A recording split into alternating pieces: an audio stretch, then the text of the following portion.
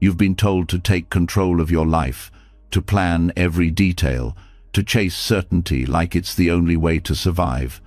But if that really worked, why are so many people still exhausted, still frustrated, still feeling like they're gripping too tightly to a world that refuses to be held?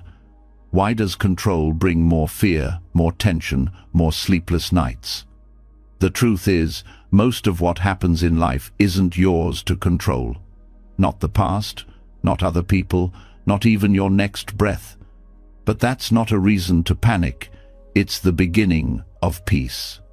Buddhist wisdom doesn't teach you how to control more.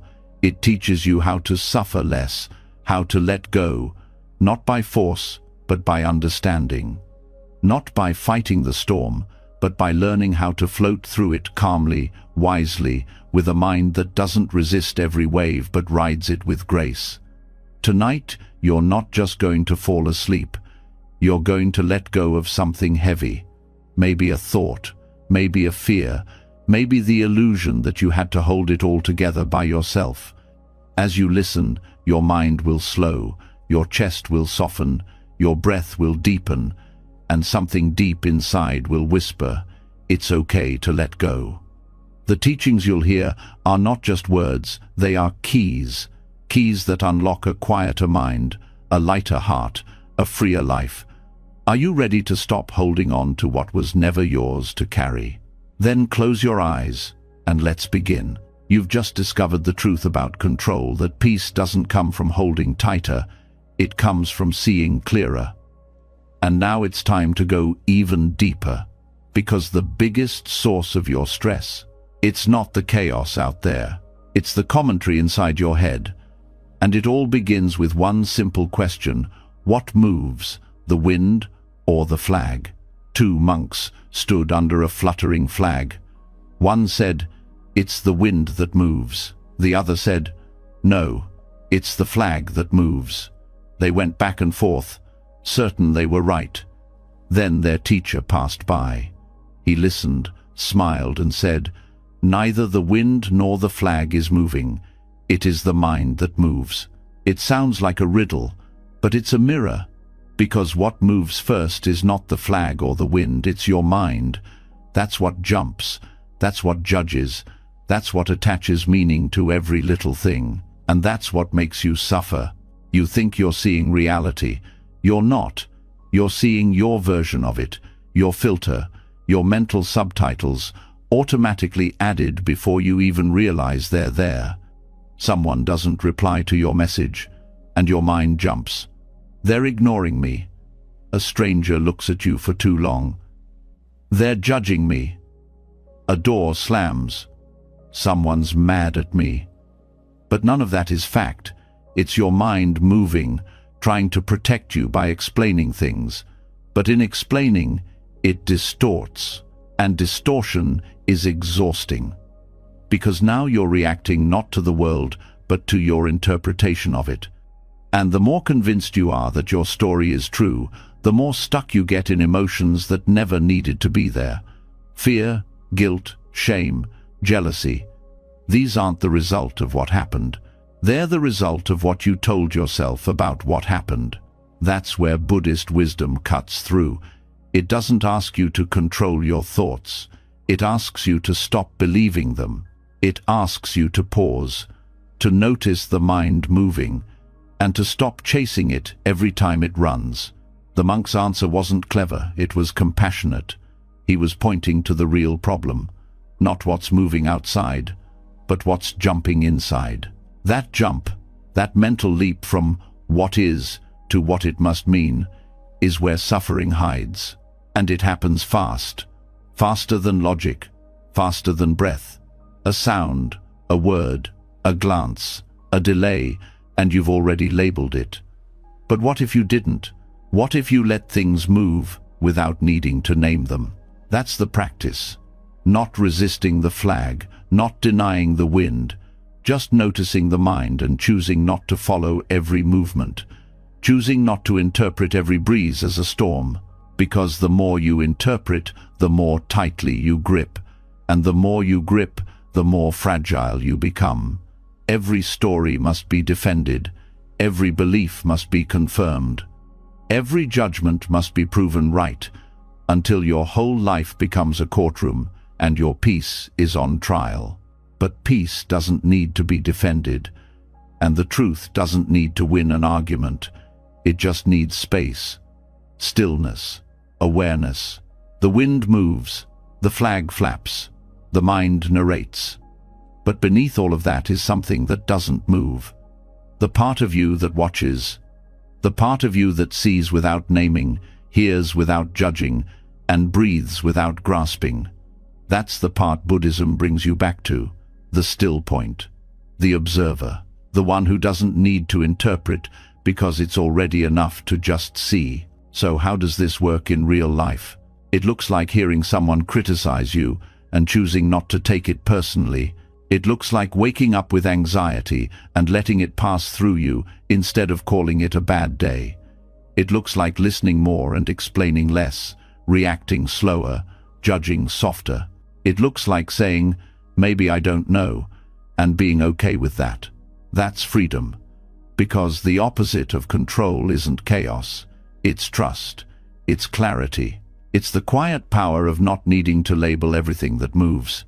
You can still have preferences. You can still speak your truth, but you're not clinging to it like a life raft. You're not trying to make everyone agree.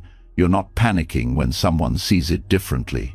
Because you're grounded in awareness, not in your latest thought. And here's where it gets even deeper. Even realizing the mind moves can become another interpretation, another trap. Your ego grabs it and says, okay, so I need to stop the mind from moving. But that's just another movement, another flag in the wind. You can't quiet the mind by forcing it. You quiet the mind by watching it. Let the thoughts be there. Just don't become them. Let the opinions float by. Just don't build your identity around them. You don't need to win mental debates. You need to step outside of them entirely. Think of a sky with clouds. You don't argue with the clouds. You don't chase them. You don't try to rearrange them. You just see them. You're the sky. The thoughts are clouds. Let them pass. This doesn't make you passive. It makes you precise, present, fully here. Because when you're no longer distracted by what you think things mean, you finally start seeing what they actually are.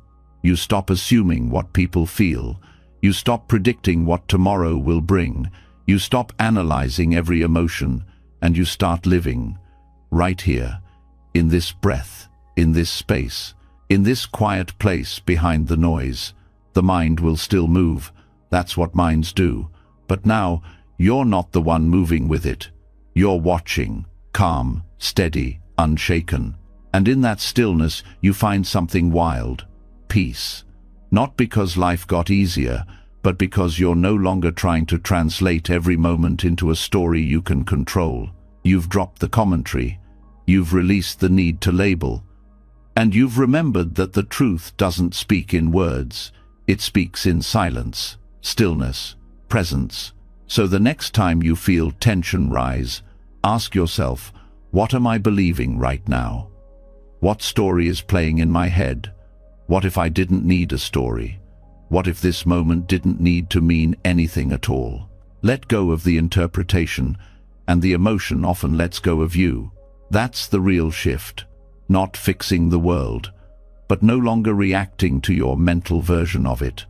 Not controlling what others do, but releasing what you tell yourself it means. This is what the monk was pointing to. The stillness beneath the flag, the silence behind the wind, the awareness that isn't moved. Even when everything else island, you don't need to stop the wind. You don't need to pin the flag down. You just need to remember you're not the movement. You're the space that sees it. You're not the storm. You're the sky. And the more you rest there, the less you need to interpret. You stop needing closure. You stop needing everyone to agree. You stop turning your mind into a courtroom and your thoughts into laws. You start letting people be people, moments be moments, life be life. And that's when real peace shows up, quietly, naturally, without force. It's not the result of solving everything. It's what rises when you stop turning everything into a problem to solve. The mind moves, but you don't have to follow. You don't have to analyze. You don't have to grip. You can just watch the flag, feel the wind, breathe, and be. That's enough. It's always been enough. And now, you know how to return to that place. Whenever the mind moves, just come back. Back to the one who sees. Back to the stillness. Back to the truth. No flag. No wind. No interpretation. Just peace. So now you know the truth behind stillness. Not everything needs a meaning. Not every thought deserves belief. And peace begins where interpretation ends. But here's the next trap the mind falls into. Even if it stops labeling what happens, it still clings to what it hopes will happen. It drops the story, only to grip the outcome. And that's where suffering sneaks back in. Because control isn't just about what's happening now, it's also the exhausting need to shape what comes next. That's where we go next. Not into resistance, but into flexibility. Not into chasing outcomes, but learning how to float above them like a reed in floodwaters. When everything around you feels uncertain, the instinct is to brace, to stiffen, to plan harder, to grip the wheel. But some storms don't respond to planning. Some waters rise too fast. Some outcomes never follow the script. And in those moments, strength isn't found in force, it's found in pliancy, in softness, in becoming like a reed that bends without breaking. The reed doesn't try to control the flood. It doesn't resist the current. It bends, it flows, it yields. Not because it's weak, but because it understands something most people don't. When you're flexible, you survive. When you're soft, you last. And when you stop fighting the wave, you realize the wave was never the enemy. The Buddha once said that suffering arises from craving and clinging, wanting things to be different, needing a specific result, demanding a certain future. That's where the mind begins to panic. It clings to plans like lifeboats, not realizing the tight grip is what's dragging it under. Letting go of attachment to outcomes doesn't mean giving up. It doesn't mean you stop caring. It means you care without needing things to go your way. You still plant seeds. You still show up. You still give your all. But you stop tying your worth to the harvest. You stop measuring your value by what you achieve. You stop trying to twist life into a shape it was never meant to hold. A reed doesn't fail when it bends. It survives. And your soul doesn't fail when it surrenders. It awakens. Think about how many times you've suffered because things didn't go the way you wanted. You thought a relationship would last, it didn't. You worked hard for something, it failed.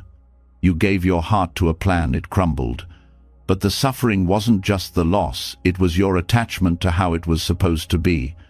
You didn't just lose a job, you lost the identity you built around it. You didn't just face a breakup, you faced the death of a future you'd already imagined. But here's the question: did that outcome ever belong to you? Life is not a vending machine.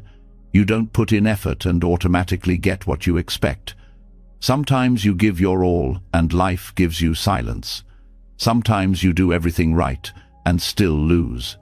That's not failure, that's nature. And the more you fight it, the more you hurt. Non-attachment doesn't mean becoming cold. It means staying warm, even when the world doesn't warm you back. It means giving love without needing it returned. Acting with purpose without obsessing over recognition.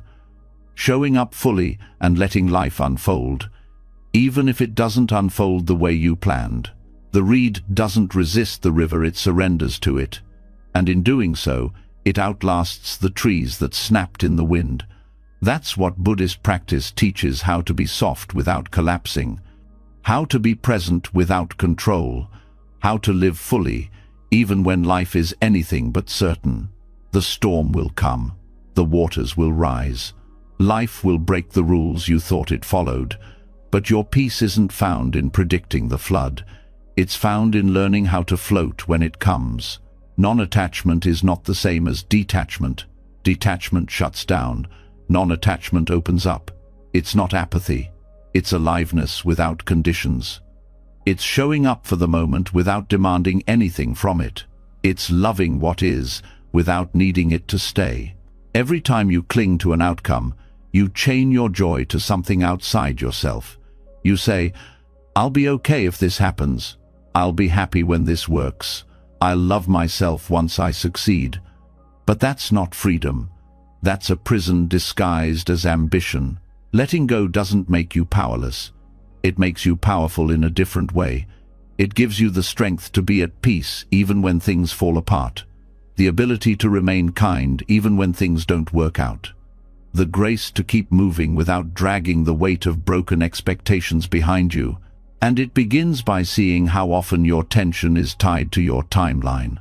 How often your anxiety rises not because of what is, but because of what isn't. The future you thought you needed.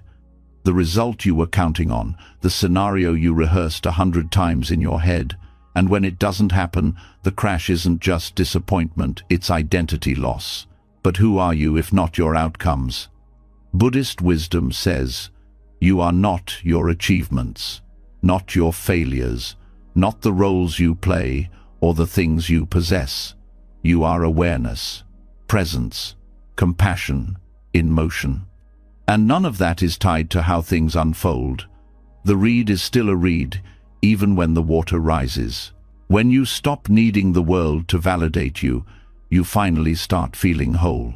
Non-attachment gives you back the present, because now you're not living for a future that may never come. You're not rejecting this moment just because it's not the one you ordered. You're here, alive, awake, and that's enough. Letting go of outcomes doesn't mean drifting through life without goals. It means having goals that don't own you, desires that don't define you, plans that don't punish you.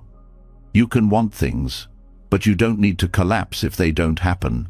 That's real strength, and it's rare, because most people think strength means control. Buddhism says strength means surrender. It's the courage to do your part and release the rest. The willingness to try and not fall apart if it fails. The maturity to show up and accept what comes. A reed doesn't float because it has no roots. It floats because it knows when to yield. And your peace won't come from fighting life. It will come from learning how to flow with it, to stop swimming against the current of what already island, to trust that even the flood has its place, that even this mess is shaping something. Non-attachment isn't passive, it's fiercely intentional. It takes presence to act without clinging. It takes mindfulness to care without controlling. It takes wisdom to pursue something with your whole heart and then let it go with open hands. Can you give your best and not hate yourself if it fails? Can you love deeply and not fall to pieces if they leave? Can you walk your path and not demand a straight line? That's the test. That's the practice. And that's where real peace begins. Because the truth is, outcomes lie. Success doesn't always make you happy. Failure doesn't always ruin you. Sometimes the worst thing that happens is the best thing for your growth. And sometimes the thing you thought would save you becomes the very thing that breaks you. So why keep attaching to what you can't predict? Why chain your joy to what you can't control? There's a deeper joy waiting underneath all that effort. A lighter way of being. A softer kind of power. The kind that doesn't bend reality to its will, but bends itself with grace when reality shifts. The kind that doesn't need to fight the current because it knows how to float. And floating is not giving up. It's staying up. It's staying open. It's staying kind when the plan changes. Staying calm when the storm hits. Staying you no matter what happens. That's the wisdom of the reed. And it's in you already. So stop resisting. Stop overthinking. Stop waiting for life to go your way before you allow peace. Let it rise. Let it change. Let it go. And float. Letting go of outcomes opens the door to something deeper. You start to realize that peace doesn't just come from releasing expectations, it comes from releasing the one who had the expectations in the first place. The tension wasn't just in the future you were clinging to. It was in the identity that needed the future to prove something. It was never just about what happens, it was about who you think it's happening to. And that's where the illusion hides in the self. The one you keep trying to protect, fix, defend, control. But what if that self isn't as solid as you think? There's a quiet teaching at the heart of Buddhism that most people avoid because it doesn't give easy comfort. It doesn't flatter the ego or sugarcoat reality. It whispers a truth that can shake your whole foundation, and yet, in that shaking, you find a freedom that nothing else can offer. The teaching is simple. There is no fixed self, no permanent you, no unchanging core inside that needs to control, win, succeed, or be right. And the moment you stop trying to protect that false center, life becomes lighter. The doctrine of anatta no self is not about denying your existence. It's about seeing clearly that what you call you is a process, not a person, a flow, not a fixture. Thoughts, feelings, memories, roles, preferences, all moving, changing, shifting, rearranging. And the suffering begins the moment you try to hold those pieces together as if they form a single solid thing, as if they define a self that must be maintained, defended, and proven. But that self is always slipping. You try to be confident, but self-doubt creeps in. You try to be kind, but anger shows up. You try to be strong, but grief knocks you over. And every time that happens, you suffer not just because of the emotion, but because it feels like a threat to your identity, as if something is wrong with you, as if you've failed to be consistent. But there's nothing wrong. That's what life, island-shifting winds, rising and falling tides. Emotions that come and go, roles that appear and fade. There was never a solid you to lose, only a process to witness. When you let go of the illusion of a fixed self, control starts to lose its grip. Because if there's no permanent self to protect, there's nothing to defend. You don't need to win every argument. You don't need to control every outcome. You don't need to constantly prove your worth. There's no you at the center of the storm, just weather, passing conditions, temporary clouds. The sky is untouched. Most of the pain you carry doesn't come from the world. It comes from the story of who you think you're supposed to be. You get attached to an idea, a version of yourself, and then life doesn't match it. Someone disrespects you. A failure happens. A plan falls through.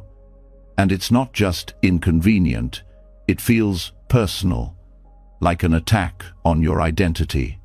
But when you see there's no solid self to protect, those moments lose their weight.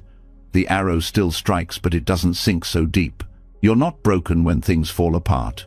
You're just mistaking a passing experience for who you are. You're not your sadness. You're not your anger. You're not your success, your past, your fears, or your plans. You are the awareness that sees them.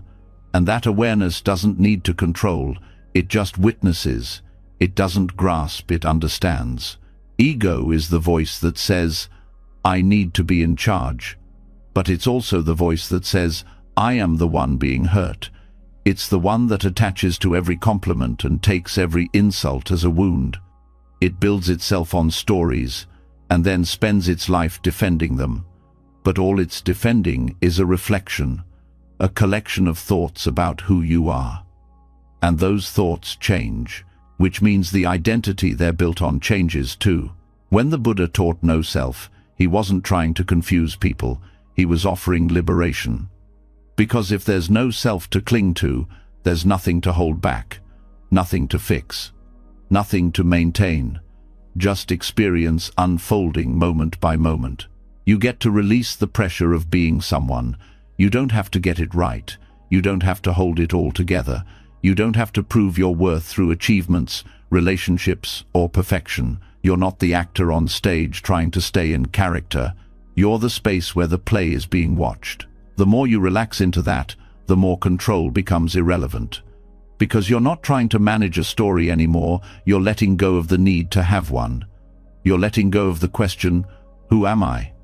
And living the answer in silence. This doesn't make you numb, it makes you clear.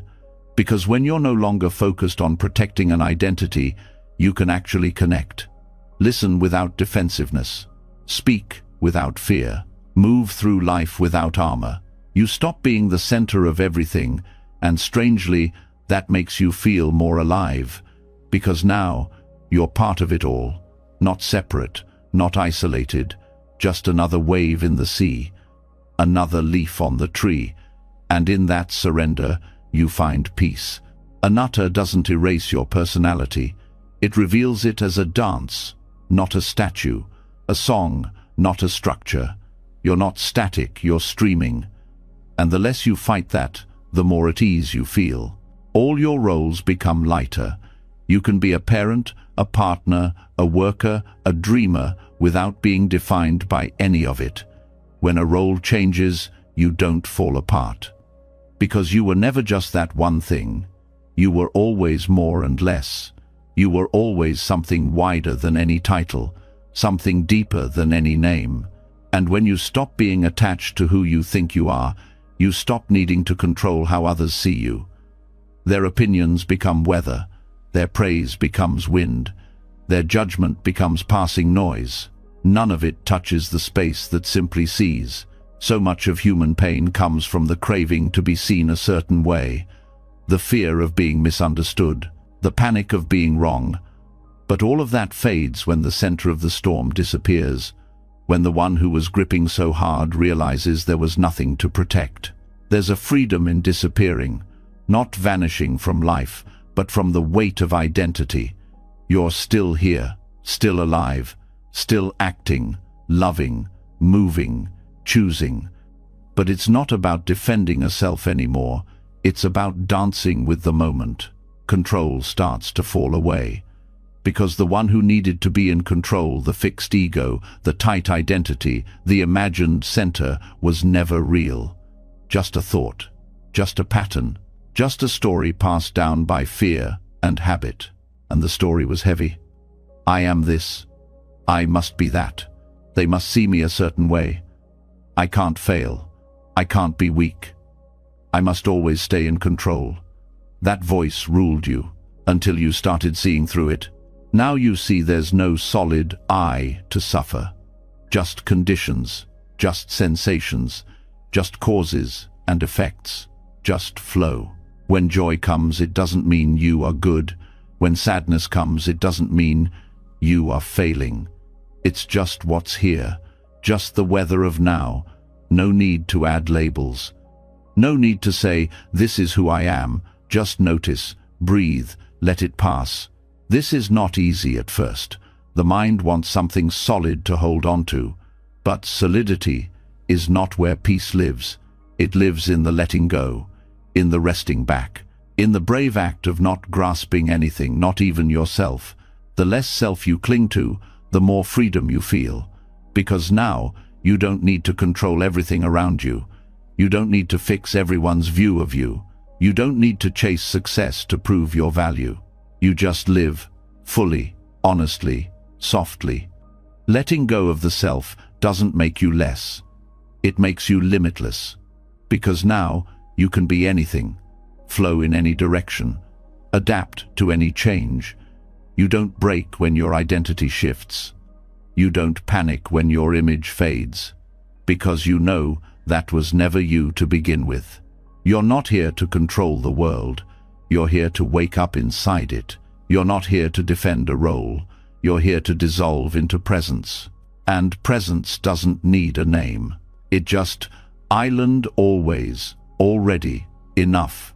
When the illusion of self begins to dissolve, something else begins to collapse with it, the craving to feel permanent, stable, unchanging. Because once there's no fixed you to defend, there's also no ground that needs to hold still forever. But the mind still reaches, it looks for something to anchor to.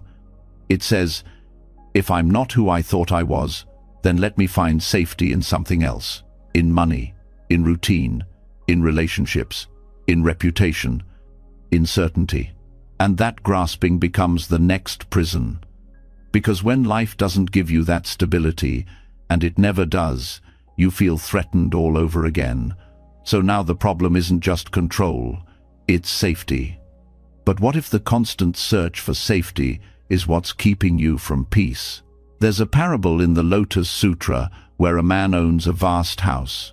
It's old, beautiful, and falling apart. One day, a fire breaks out. The house is engulfed, but his children are inside playing, unaware of the danger. He calls to them.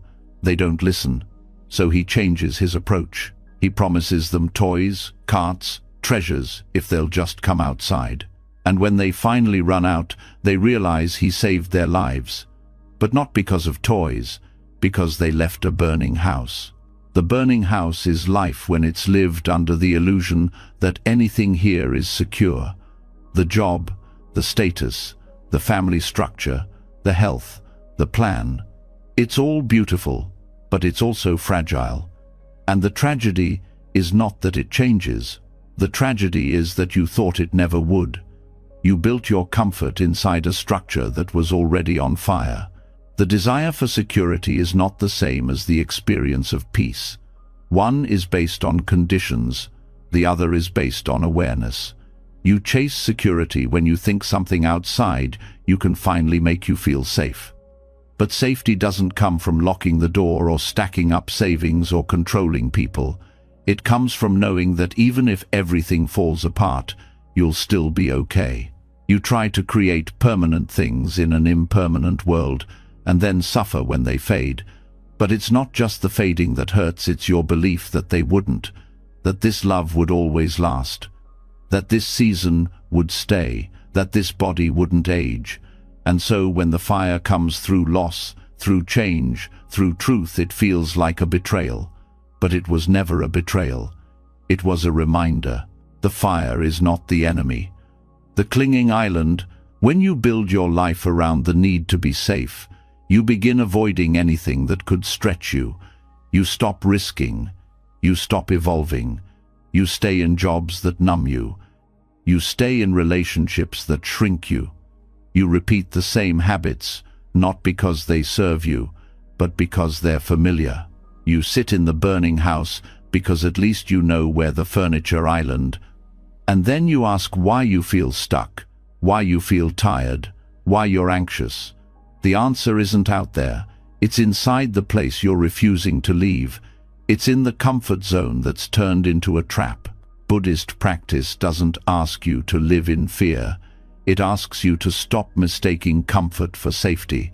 The safest people are often the most uncomfortable, and the most secure-seeming structures are often the first to collapse. True security can't be built on something that changes. And everything changes, always. So what's the way out? It starts with honesty. The willingness to admit that nothing you cling to will last, that everything you love is temporary, not to make you despair, but to make you awaken. Because only when you stop building on sand do you start looking for real ground. You let go of the belief that anything will stay. You stop demanding permanence from a world made of motion. And in that release, something strange happens. You don't collapse, you expand. You don't grow cold, you grow free.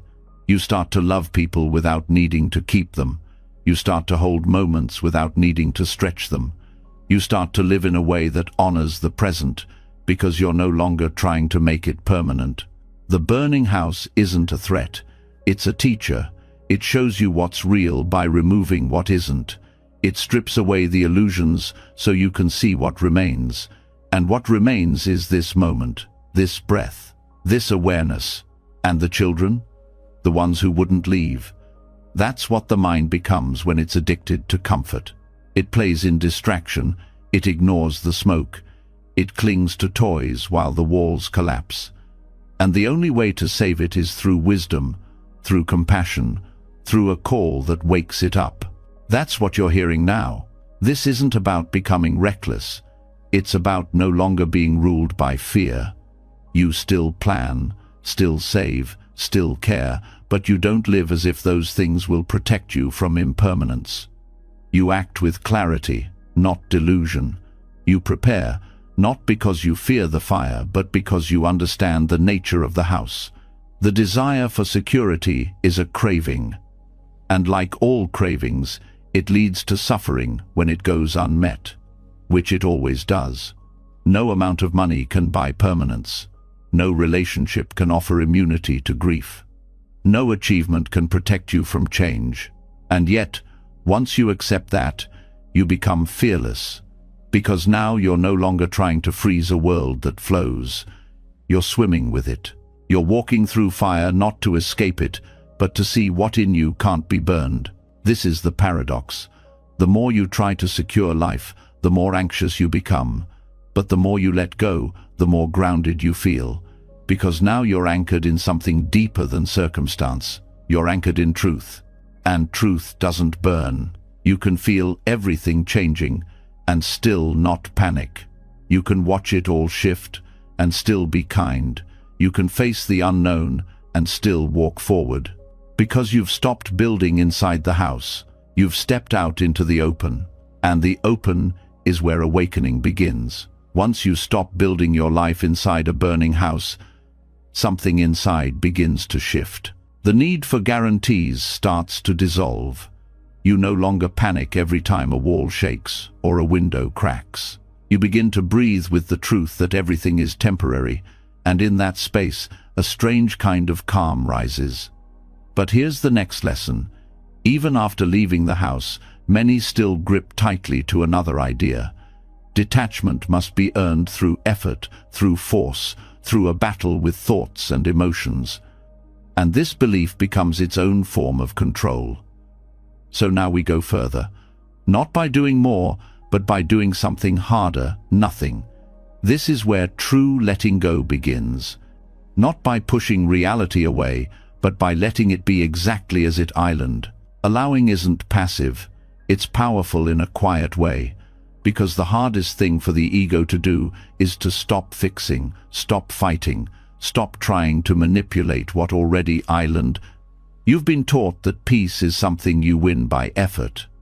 But the deepest peace doesn't come from domination, it comes from spaciousness, from not needing everything to be different, from letting this moment exist without resistance.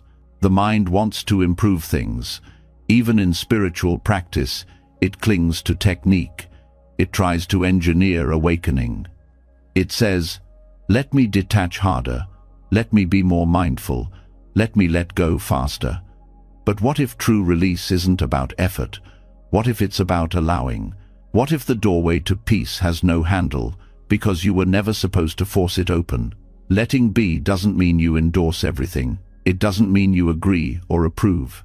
It simply means you stop creating internal war over what already island. You feel tension in your body, you let it be there. You notice sadness, you let it stay without rushing to solve it. You observe chaos outside, you allow it without feeding it with panic. This doesn't make you weak, it makes you honest. Because reality doesn't need your permission to exist, it's already here. And it doesn't need your constant evaluation to be real. Allowing doesn't mean you give up your voice, your action, your boundaries. It means you take the fight out of your nervous system. You can still respond, but not from urgency, not from reactivity, not from the illusion that peace depends on controlling every detail. The truth is, most of your suffering isn't caused by pain, it's caused by your refusal to let pain exist, your judgment of it, your resistance to it, your demand that it leave before you agree to be whole. Buddhism speaks of the middle way, not indulgence, not suppression, but allowing, observing what arises, watching it peak, letting it pass, nothing clung to, nothing rejected. Just a wide awareness that says, this too, this breath, this thought, this discomfort, this stillness, no fixing, no fighting, no needing anything extra. You think letting go means pushing something away, But often, letting go means relaxing your grip and letting it stay until it's ready to go on its own. That's trust. That's patience. That's the kind of spiritual maturity most never practice, because it doesn't feel dramatic. It's not a grand gesture. It's a quiet act of staying with reality, even when it's uncomfortable. You feel like you're falling behind? Let that thought be there without merging with it. You wake up anxious? Let the tightness in your chest be part of your morning without making it your enemy. You hear something you don't like? Let it land without having to instantly react. Every time you allow something, instead of resisting it, you create space. And space is where peace lives. The mind doesn't want space. It wants control. It wants plans, labels, certainty, closure. But peace isn't born in a perfect plan. It's born in presence. Spacious, grounded, unconditional presence. The kind that watches thoughts without becoming them. That feels feelings without trying to delete them.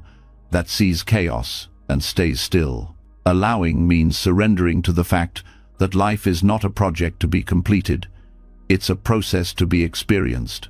And not all of it will make sense. Not all of it will feel good. But none of it has to be a problem. It just island. Letting that be true is not defeat. It's wisdom. You've been trained to believe that change only happens through resistance. But the deepest changes often happen through relaxation. When you stop pushing, the system resets itself. When you stop judging, your emotions begin to soften. When you stop correcting, your awareness expands on its own. Letting be doesn't mean you enjoy every moment. It means you stop arguing with the ones you don't enjoy. You allow what hurts, not because you want it to stay, but because fighting it gives it power. You allow what's unknown, not because you like uncertainty, but because denying it won't make the answers arrive any faster. The moment you stop saying, "This shouldn't be happening," a new level of clarity opens, because now you're not caught in the war of preference. You're not adding noise to noise. You're not trying to rip the moment apart just to feel in control. That's what makes allowing so powerful. It doesn't change the moment, it changes you. It doesn't erase the difficulty, it removes the suffering you added on top of it. The same event, now held with less tension. The same emotion, now met with less fear. You start to see that peace is not the absence of chaos. It's the presence of non-resistance. It's not that the storm stops, it's that you stop trying to control the rain. This doesn't mean you stop caring, it means you stop forcing. There's a difference between doing something with awareness and doing something with tightness. One is compassionate, the other is desperate. Letting be is how you stay open without falling apart. It's not easy. Because your habits will want to correct everything. Your ego will whisper that allowing is weakness. That surrender means giving up. But that's not true. Letting be is not passive. It's intimate. It takes courage to sit with discomfort. It takes strength to be quiet inside when everything outside screams for reaction. You don't need to fix your fear. Let it be there. You don't need to silence your mind. Let it move. You don't need to rush toward peace. Peace comes when you make room for whatever's here. The more you allow, the less you panic. You see pain as passing, not permanent. You notice thoughts but don't get pulled into their gravity. You stop trying to escape your life, and you begin to enter it moment by moment, breath by breath. This kind of letting go isn't loud, it doesn't announce itself, but it's powerful. Because the moment you stop resisting, your awareness becomes vast. You start seeing things as they are, not through filters of judgment, but through the lens of clarity. You can hold heartbreak without it defining you. You can walk through loss without collapsing into bitterness. You can be present in pain without it becoming your identity. All because you learned how to let it be. That's what real presence means. It's not being perfectly calm. It's being wide enough to include whatever comes. It's having room in you for the mess and the miracle. It's no longer needing life to fit your script in order to feel safe. Every time you soften instead of react, you reclaim power. Every time you pause instead of fix, you reclaim energy. Every time you allow instead of judge, you reclaim peace. Letting be is how you step out of the illusion of control and into the reality of freedom. Not by changing the world, but by no longer needing to. What you allow, you disarm. What you embrace, you release. What you hold gently eventually passes. So stop trying to force your way to peace. Let life be what it island. Let the moment arrive without rewriting it. Let your heart stay open, even when it hurts. Let it all move through, and let yourself be free. Letting things be doesn't mean you're letting everything happen without care. It doesn't mean walking away from effort or surrendering into helplessness. You're not floating through life ignoring consequences. You're just no longer feeding your nervous system with the illusion that everything depends on your grip. But once you allow what is, a new challenge appears. How do you take responsibility for your life without falling back into control? How do you act with integrity without obsessing over the outcome? That's where the misunderstanding of karma begins, and that's where it must be corrected. Karma is one of the most misused and misunderstood words in spiritual language. People turn it into a weapon, a scoreboard, or a fear-based motivator. You hear it all the time. This is happening because of karma. He'll get his karma. I must have bad karma. But karma is not punishment. It's not about fear, and it's definitely not about control. It's about cause and effect, about understanding that actions have consequences, not always immediate, not always visible, but always woven into the larger field of life. Karma doesn't mean you control what happens. It means you influence the quality of your experience through intention, thought, and behavior. But here's the catch. Karma is not a vending machine. You don't insert goodness and get exactly what you asked for. The obsession with perfect results is not karma. That's ego dressed up in spiritual robes. The Buddha didn't teach karma to make people anxious about their fate. He taught it to help people take mindful responsibility without becoming trapped in obsession. What matters is not your attempt to guarantee an outcome. What matters is the clarity and presence you bring to your action. You can be kind without needing people to be kind back. You can work hard without needing a specific reward. You can speak truth without controlling how others hear it. That's the heart of right action, not manipulating results, but aligning your choices with integrity and wisdom. Karma teaches that everything you do leaves a trace not in a book in the sky, but in your mind, in your body, in your heart. When you act with greed, it grows. When you act with compassion, that grows too. But this is not about superstition. It's about pattern, habit, the internal consequences of your mental and emotional direction. You're planting seeds with every choice, but you don't get to control when they sprout, how they grow, or what the weather does to them. That part isn't yours. And the more you try to control it, the more frustration you'll feel. You'll start thinking life is unfair. You'll start questioning your worth. You'll confuse temporary circumstances with eternal punishment. And that's not Buddhism. That's control disguised as spirituality. The mature approach to karma is this: focus on what's yours. Let go of what isn't. You're responsible for your input, not the output. You're accountable for your energy, not other people's reactions. You steer the intention, not the outcome. This approach breaks the chain of anxiety, because most of your mental exhaustion comes from replaying your efforts and demanding they lead to specific results. You overthink every conversation. You fear your choices. You try to predict and perfect your impact. But karma isn't here to make you scared. It's here to make you conscious. Act well and let go. That's not avoidance. That's wisdom. Because when you stop trying to control how the world responds to your actions, You stop living like a puppet. You stop chasing the applause. You stop fearing the silence. You stop bargaining with the universe. And when karma is seen clearly, it stops being a scoreboard and becomes a compass. Not something you check to see who's winning, but something that helps you orient toward truth, clarity, and alignment regardless of how messy the world is around you. When you grasp for results, you create tightness.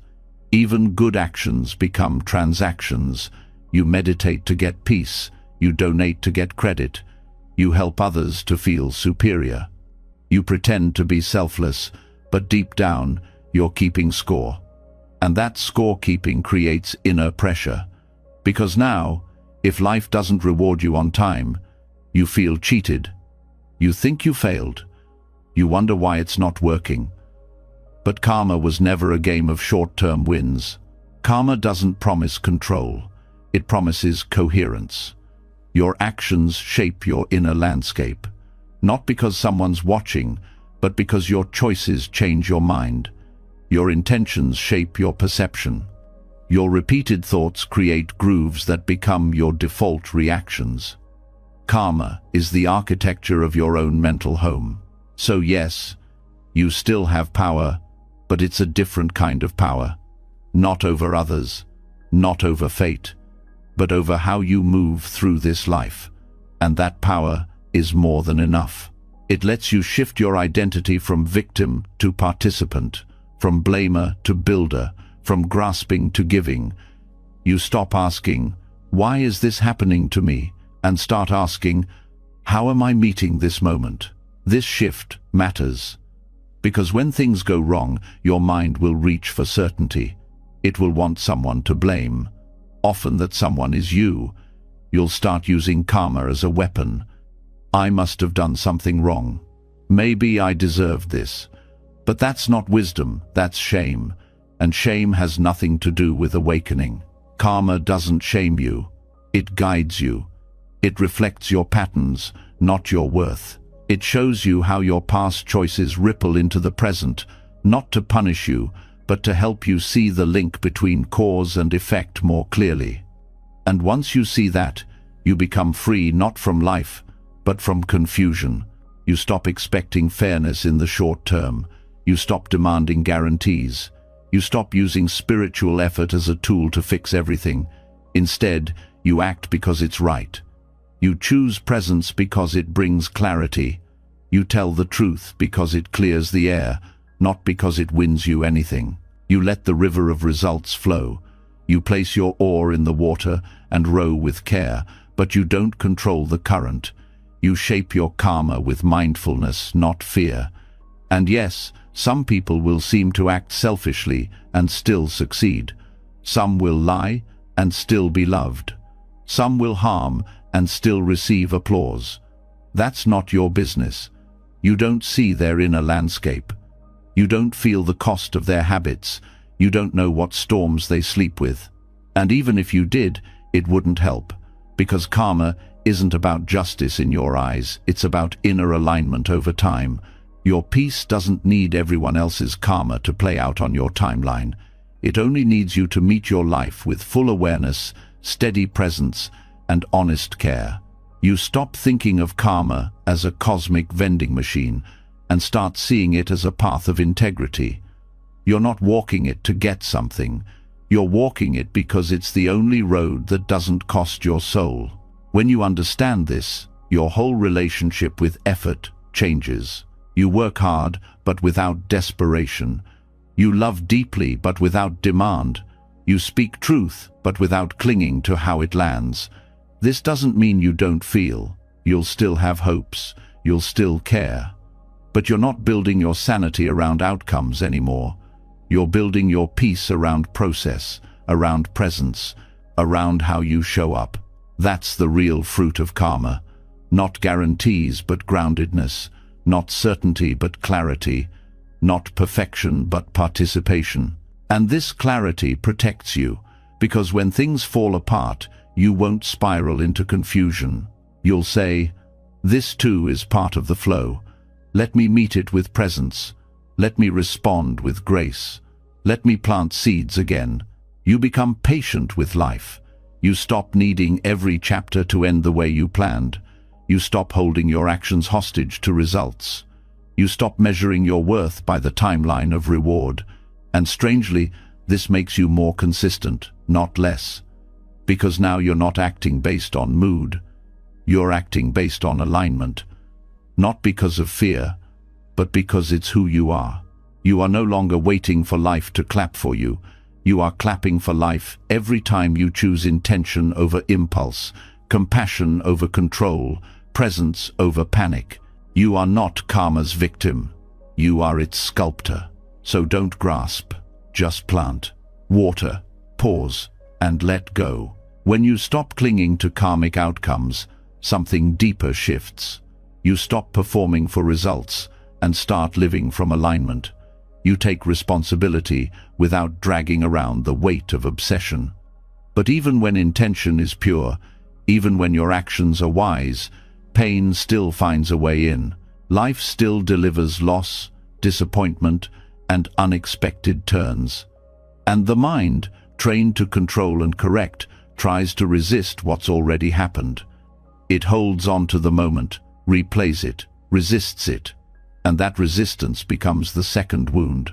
The Buddha called this the second arrow. Not the pain itself, but your reaction to it. The first arrow is life. The second is your fight with it. Pain by itself is sharp, but simple. Something breaks. Someone leaves.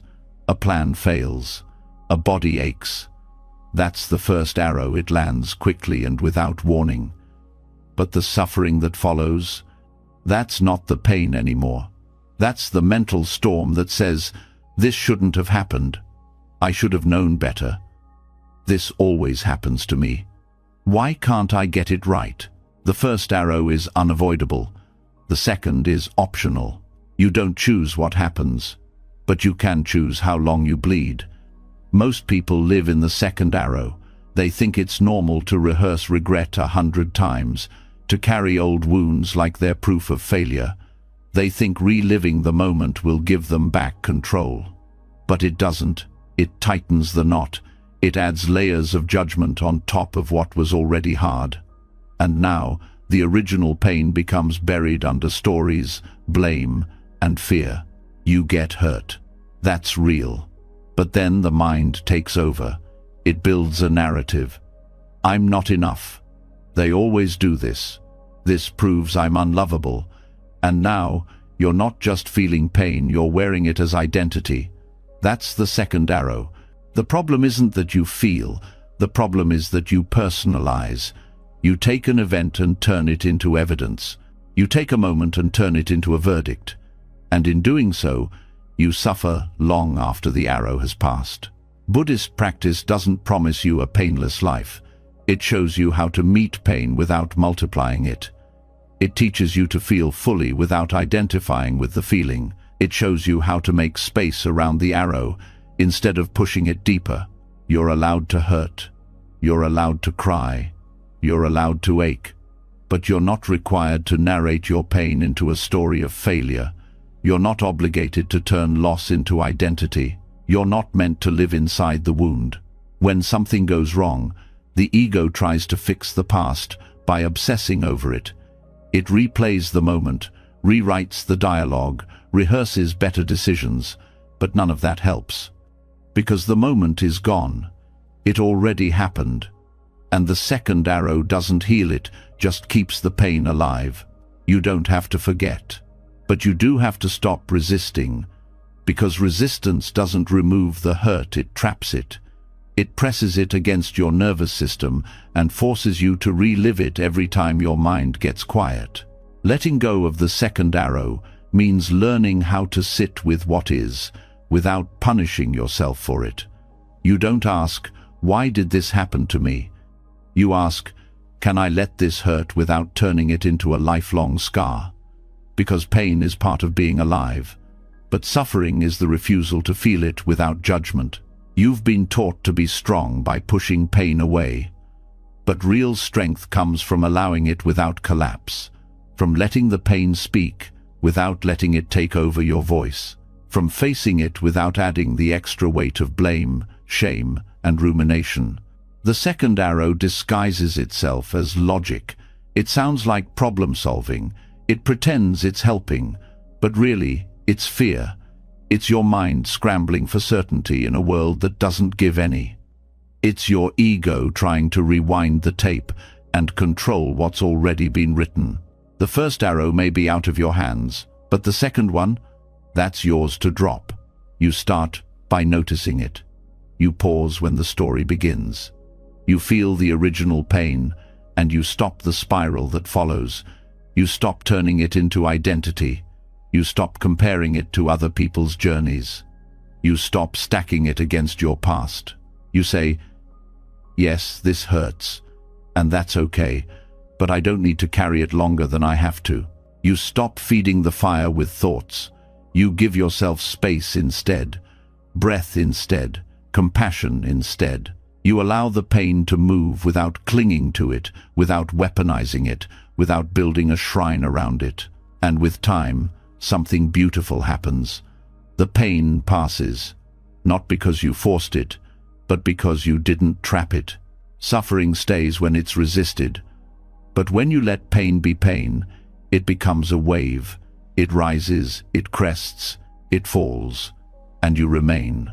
You don't need to explain the arrow. You don't need to understand why it came. You don't need to turn it into a lesson right away. You just need to stop making it worse by turning it into a punishment. Even grief changes when you stop resisting it.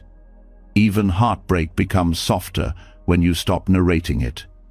Even mistakes feel lighter when you stop dragging them through every day that follows.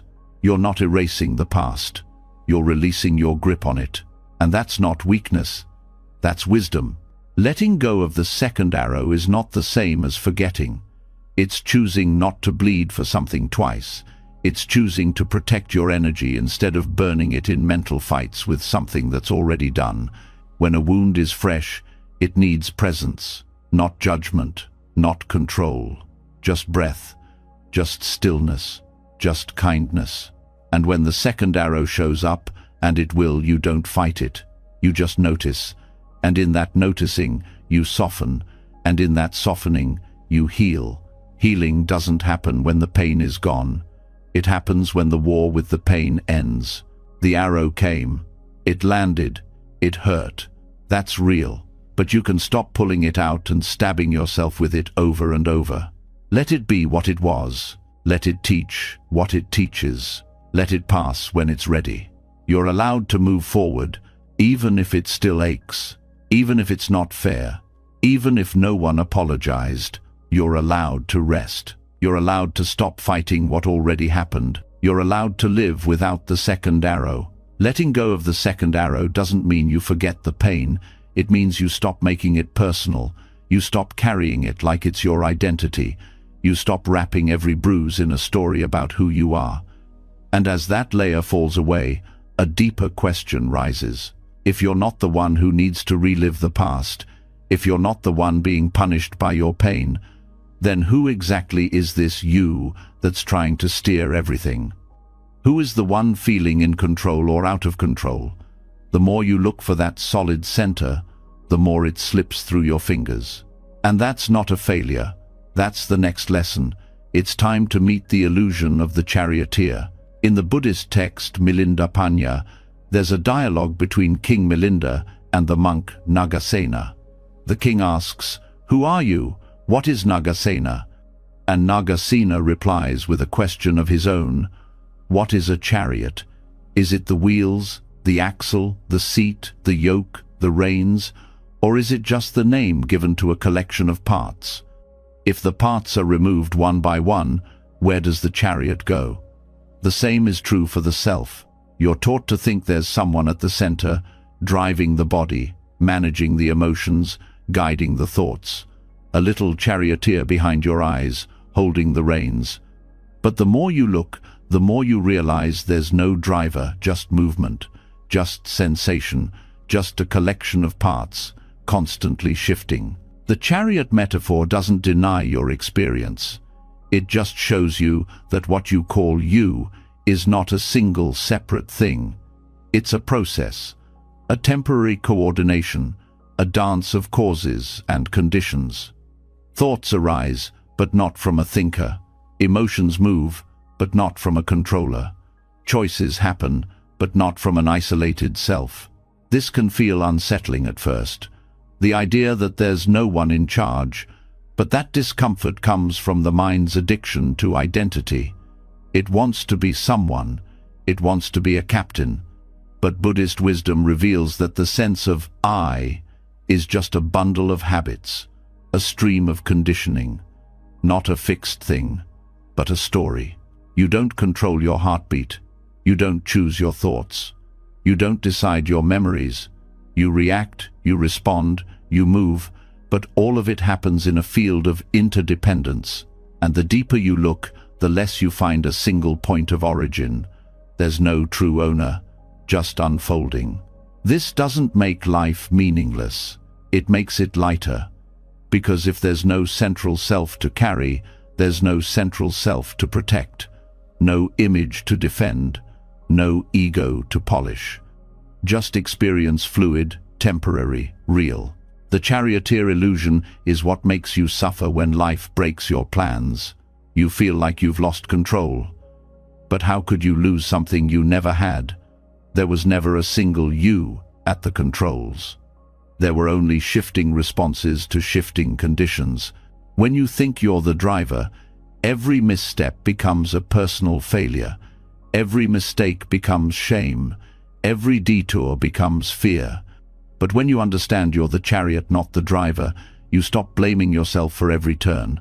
You start riding with awareness, not clinging. The body, the feelings, the perceptions, the mental formations, the consciousness, these are the aggregates. They make up what we call the person. But none of them, alone or together, form a fixed self. Just like wheels, axles and reins don't make a true chariot. It's all designation, useful for conversation, dangerous when believed as reality. This shifts how you relate to your experience. When anger arises, you no longer say, "I am angry." You say, "Anger is present." When fear arises, it's not, "I am afraid," but fear is happening. There's distance, clarity, a gentle gap between stimulus and self. And in that gap, there's freedom. You're not dissolving into nothing. You're discovering that you were never a thing to begin with. You're not the driver. You're the whole process. And that process doesn't need to be controlled, it needs to be witnessed. This is where peace begins. Not in grasping harder, not in fixing the narrative, but in letting the story soften, letting identity become transparent, letting the reins fall away and realizing the horses are running without a master and always have been. Most of the pressure you carry is the result of believing you're supposed to be someone, that you're supposed to always know, always lead, always decide with full control. But once you see that the charioteer is a construction, not a fact, the pressure breaks open. You can still act, but now without attachment. You can still speak, but now without defensiveness. You stop trying to become someone. You start showing up as presence. Without a fixed driver, you stop fearing mistakes. They're not threats to your identity. They're just part of movement. You stop fearing judgment. It's not about you. It's about projections, preferences, perspectives. You stop fearing uncertainty, because the one who needed guarantees never really existed, and yet your life becomes more honest. You're not hiding behind roles. You're not obsessed with status. You're not measuring your worth by how well the chariot performs. You're aware that all of it, every experience, is part of a passing show. Even your name is just a label, useful but not ultimate. The moment you think, "I am this," suffering begins. Because now, anything that threatens that idea feels dangerous. But if there's no fixed I, there's nothing to defend. You're free to evolve, free to adapt, free to be. You don't disappear. You become clear. You start living from awareness, not identity. And awareness doesn't grasp, it doesn't judge, it doesn't perform, it sees. This is what the Buddha pointed to, not a self that controls, but a flow that unfolds. Not a driver at the wheel, but a process in motion. And the more deeply you accept that, the more softly you begin to live. You stop demanding consistency from yourself. You allow contradictions, moods, changes. You stop punishing yourself for not being the person you used to be. Because now, you know you never were. Even your mistakes become easier to face. Because they're not a stain on a permanent self. They're just patterns to be understood, conditions to be studied, habits to be shifted. No shame, just learning. This kind of clarity doesn't remove emotion. It transforms your relationship to it. You still feel, but you no longer fuse with every feeling. You still experience thought, but you no longer believe every thought. You stop building an identity out of impermanent parts. And when you stop being the charioteer, life feels lighter. Because you're no longer carrying the impossible task of managing every outcome, proving every worth, securing every opinion. You're not less human. You're more present, not steering, but sensing, not driving, but dancing, not possessing, but participating. And somehow, from that place, you make fewer harmful choices. Because your actions don't come from ego, they come from clarity, from care, from the realization that you're not a fixed self, you're part of a vast field of interconnection. So you act with kindness, speak with intention, move with humility. Not to prove who you are, but because you no longer need to. The chariot still moves, but it moves freely, lightly, without the illusion of a driver weighing it down. You were never the one in control. You were always the one aware. And now you know. And once the illusion of the charioteer falls away, there's nothing left to manipulate, no one left to demand perfection from. Just breath, just unfolding. And yet, even here, something sneaky creeps in. The desire for stillness, the grasping for peace. Not for identity this time, but for clarity, for control over the mind's weather. The obsession with understanding everything, with having a clear head, a quiet soul, a perfect explanation. But that's just another trick, another costume for the same craving. And it's time now to see it for what it is: clouds in the mind. There's a certain kind of suffering that hides behind the pursuit of peace. It doesn't look aggressive, it doesn't shout, but it whispers every time thought gets messy, every time emotion rises like fog, every time the inner sky darkens. It says, "This shouldn't be happening. You're supposed to be calm. You've failed." And so, another chase begins. The chase for clarity, the fantasy that one day the mind will be forever still, that every thought will make sense, that every doubt will dissolve. But true wisdom doesn't come from silencing the storm. It comes from letting the storm be a storm. The mind, like the sky, was never meant to be cloudless. Thoughts drift, emotions swirl, ideas take shape and dissolve. That's not a problem. That's nature. Suffering begins when this movement is resisted, when thoughts are treated like threats, when restlessness is seen as wrong. But a sky without clouds is just another form of craving. It becomes an ideal, a spiritual performance, something to achieve. And in that achievement mindset, freedom is lost. Peace isn't the absence of mental weather. It's the willingness to let clouds come and go. Thoughts don't have to be perfect. They don't even have to be pleasant. They just have to be seen, with awareness, with space, with no agenda to fix them. A cloudy mind is not a broken mind. It's a human mind. What creates tension is not the cloud, but the belief that the cloud should not exist.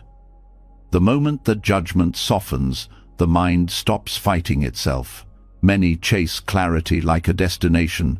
They think, once I figure this out, then I'll feel better. But that line never ends. Solve one thought, 10 more appear. Dismiss one fear, another takes its place.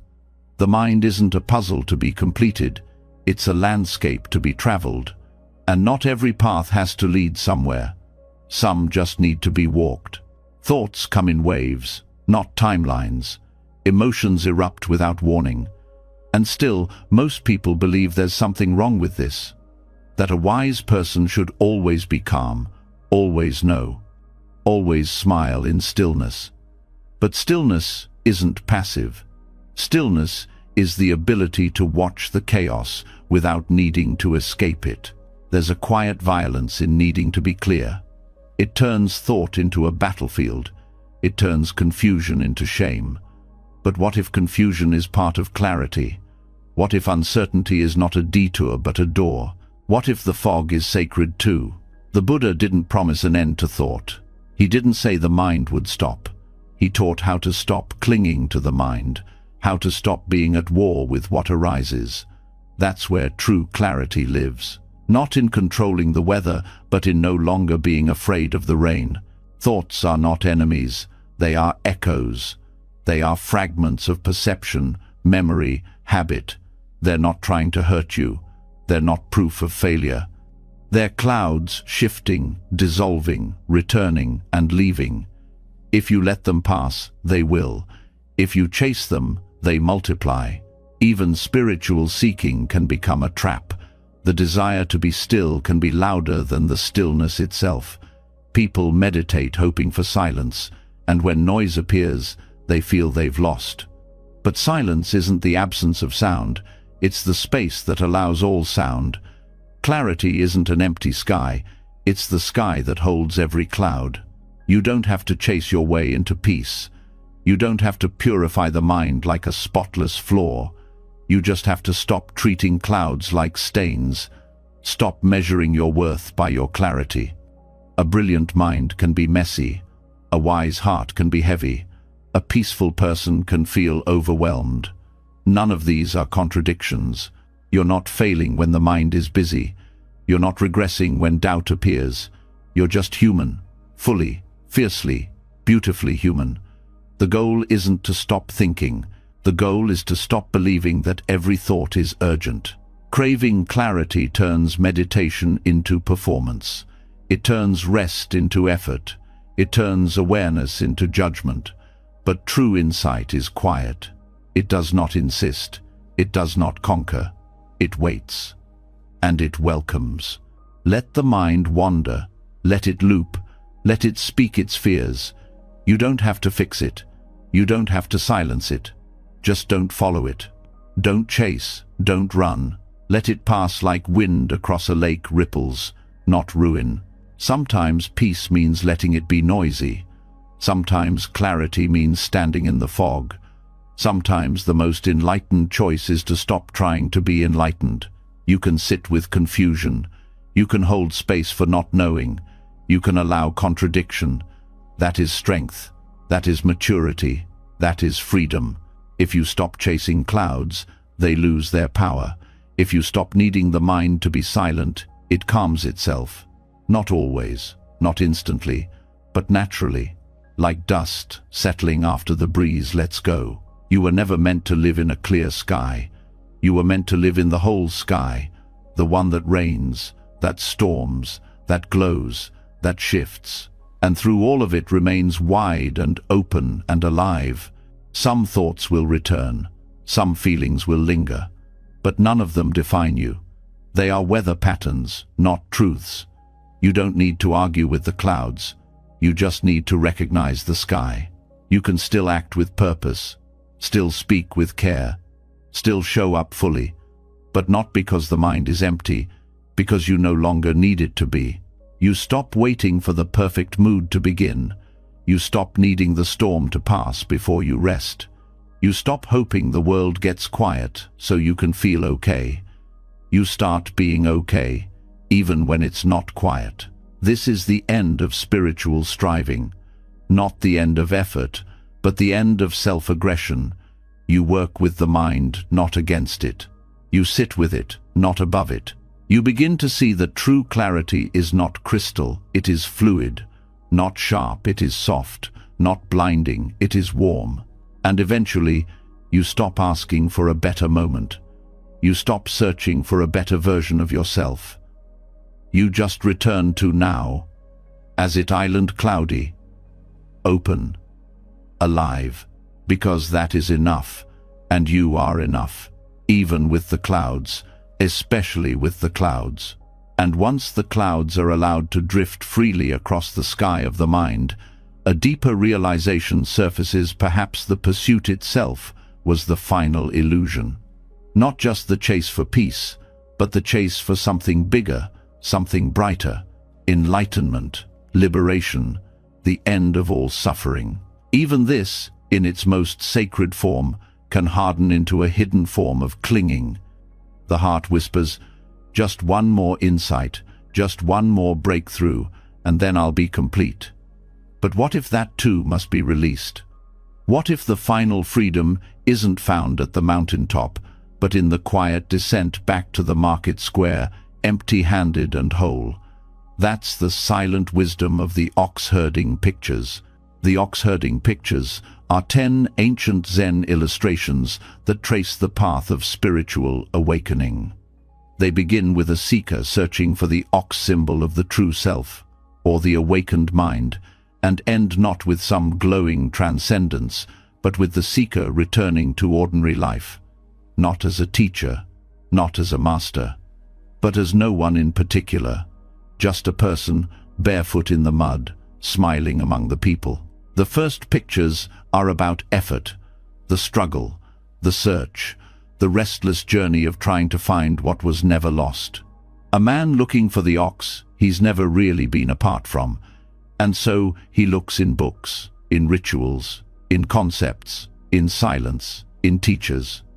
And every glimpse of the ox feels like a success. Every step feels like progress. But this illusion of progress, this feeling of getting closer to some final destination, becomes its own cage. The ox is not a place to arrive. It's the breath in this moment. It's the awareness noticing the breath. It's the person breathing. In the middle of the sequence, the ox is caught. It's tamed. The seeker feels victorious. But even here, attachment is hiding. Now, it's attachment to control, to having grasped some spiritual insight, to having arrived somewhere. The ox is no longer running wild, but now there's pride, subtle, spiritualized, a quiet ego in robes, and then the ox disappears.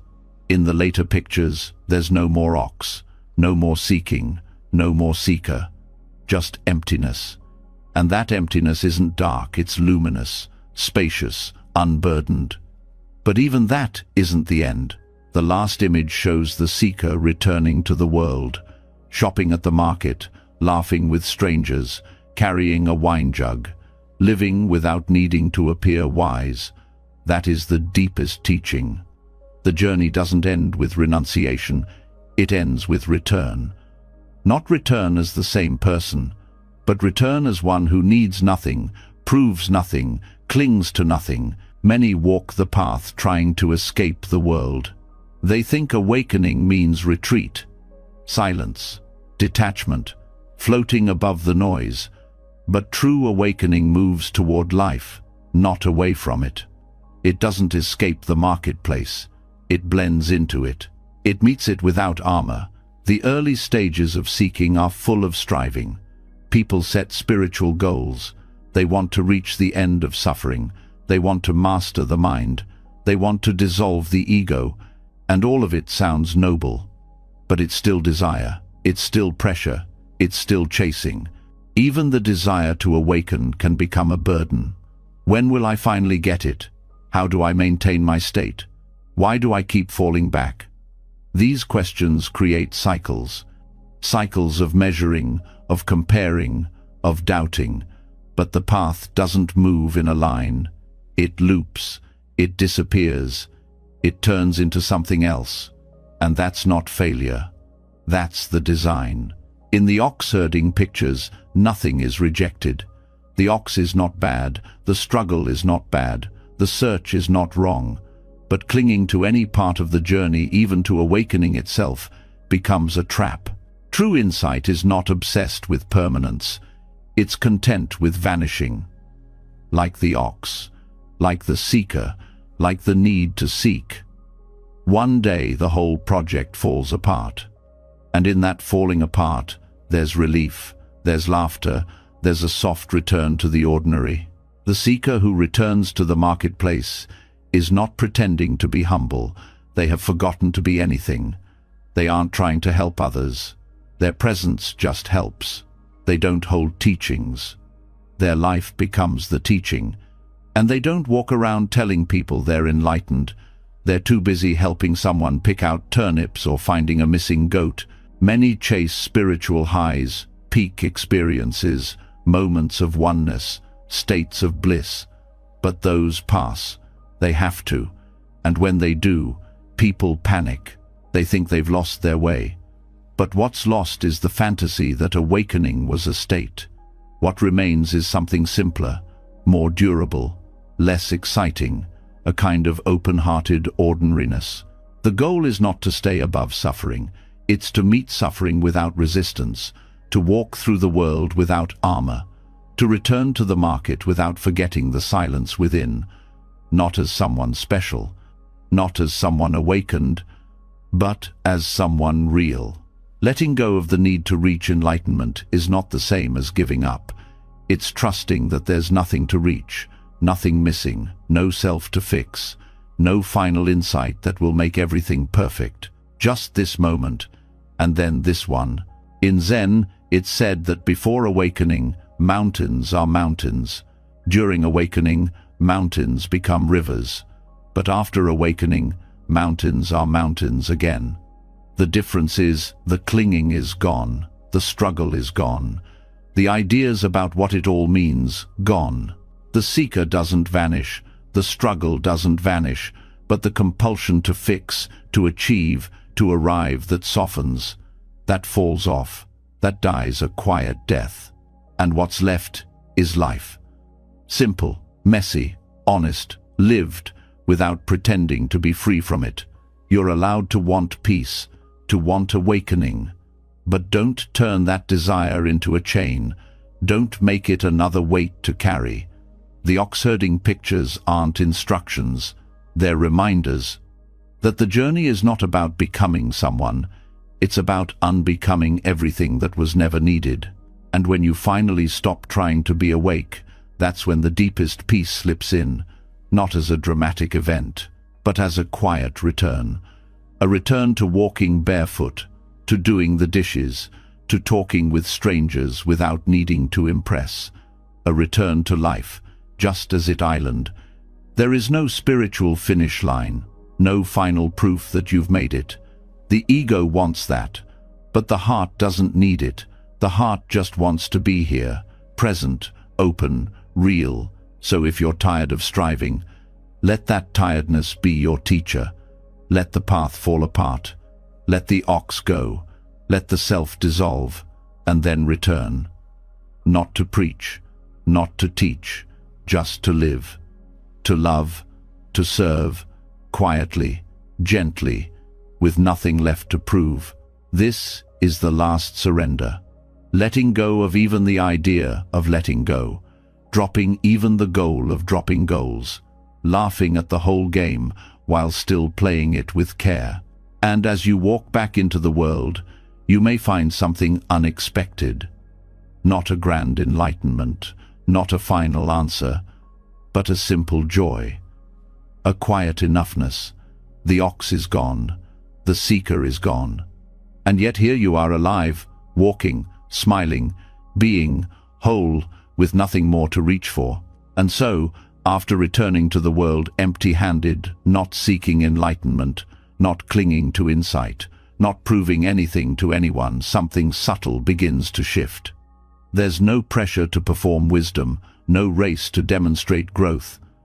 But in that quiet, something more surprising happens. Life begins to flow in ways the mind never planned for. The less one holds on to expectations, the more space opens up for the kind of moments that defy logic, timing, and control. This is where the lesson of the empty cup begins, not as a metaphor, but as a way of being. A famous Zen story tells of a student visiting a master. The student comes full of knowledge, full of questions, full of eager conclusions. The master pours tea into the student's cup, but keeps pouring until it overflows. The student cries out, "It's full, no more will go in." The master replies, "Exactly. You are like this cup, so full of your own opinions and certainties, there is no space for anything new." The lesson isn't just about humility, it's about making room. Letting go of what fills the mind so that life can offer something unexpected. Most people don't realize how many expectations they carry. About how a day should go, about how others should behave, about how success should look. Even spiritual growth becomes infected with silent assumptions. There's a belief that certain practices should lead to certain results, that meditation should bring peace, that healing should follow a clean timeline, that awakening should feel transcendent. But none of this is guaranteed, and none of it is needed for life to be deeply meaningful. An empty cup doesn't mean having nothing, it means being open to anything, and that's rare. The ego clings to plans, the mind searches for guarantees, the heart aches for what it thinks it deserves. But grace, true, surprising, soul-shifting grace, doesn't enter where there's no room. It arrives in the gaps, the spaces where the mind pauses, the moments where expectation is dropped like a heavy stone. Letting go of expectation doesn't mean being passive, it means being present, noticing what's here instead of what was supposed to be. Most disappointment isn't caused by life, it's caused by the story of what life was supposed to be. And the more that story is clutched, the harder it becomes to see what beauty is already unfolding. Think of all the times life surprised you, a sudden conversation that changed everything, a stranger's kindness that shifted your mood, an opportunity that came only after a door slammed shut. None of it could have been predicted, none of it could have been forced. And yet, it came. It came when there was room. When the mind is full of fear, there's no space to recognize joy. When it's full of past hurt, there's no space to feel what's blooming now. When it's packed with mental noise, worries, fantasies, judgments, there's no space for stillness to breathe. The cup is full, but it's not nourishing.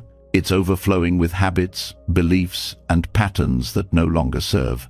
The empty cup is not about becoming blank, it's about becoming receptive.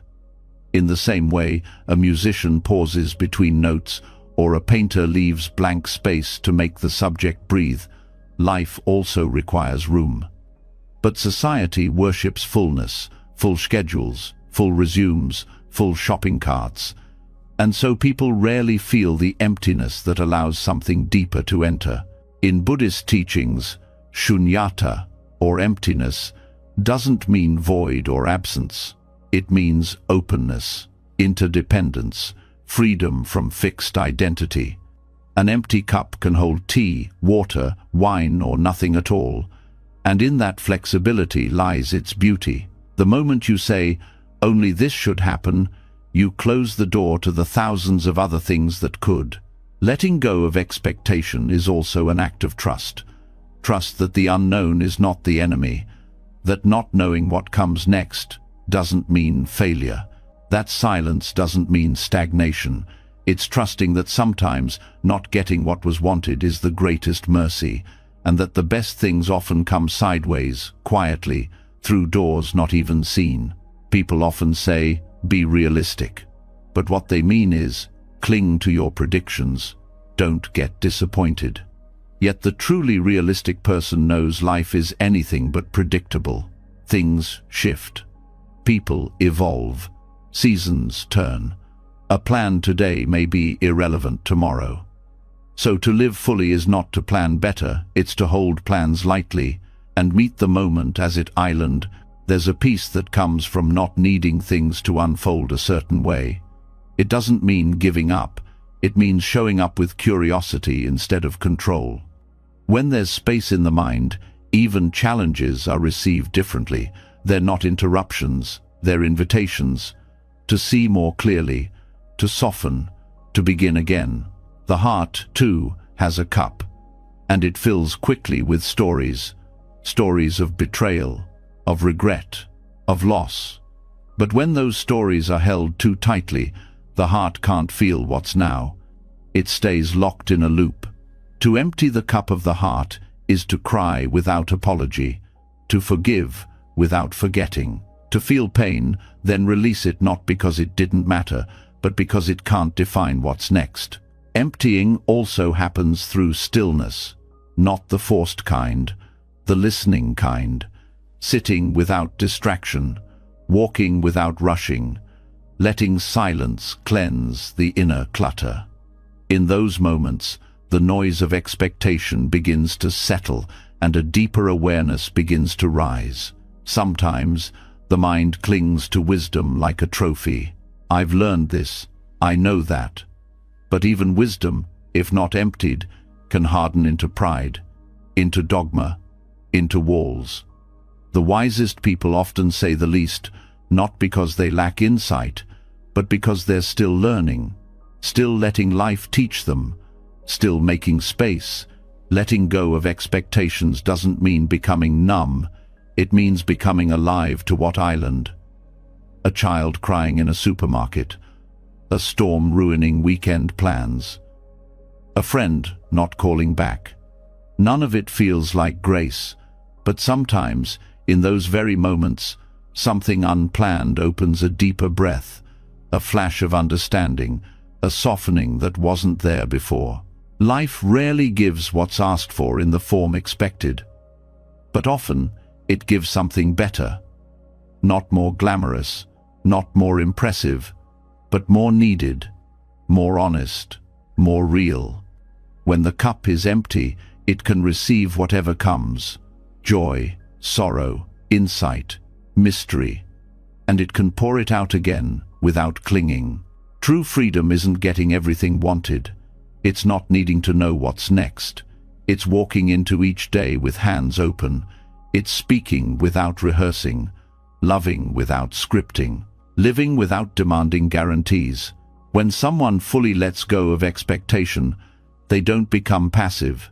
They become powerful in a quiet, resilient way. They don't resist life, they respond to it. They don't chase meaning, they create it in every action, no matter how small. The empty cup doesn't mean you have no desires. It means desires no longer dictate your peace. You can want and still release. You can act and still surrender.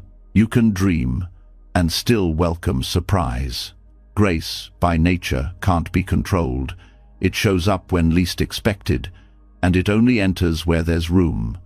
So each time you notice the mind grasping, pause, breathe, loosen your grip, pour out what no longer serves, and stand still for a while. In that space, the unexpected may arrive not as a miracle, but as a gentle shift, a new insight, a quiet joy, a softened heart. The cup is never meant to stay full. It is meant to hold, release, and receive again. That is its gift. That is its nature.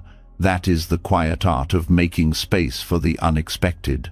And just like that, as the cup empties and the soul learns to release its grip on outcomes, a different kind of strength begins to stir. Not the kind made of willpower or declarations, but the kind that bends without breaking. In the quiet space where control is let go, there's something else waiting, something softer, something stronger. The kind of resilience that doesn't resist the storm, but flows with it. The bamboo does not stand tall by being rigid. It survives the wind because it bows. When life collapses unexpectedly, jobs lost, relationships ended, identities questioned, the first instinct is often to cling harder, to hold tighter to titles, roles, routines, and images of who one believes they are. But this rigidity is often what causes the deepest suffering.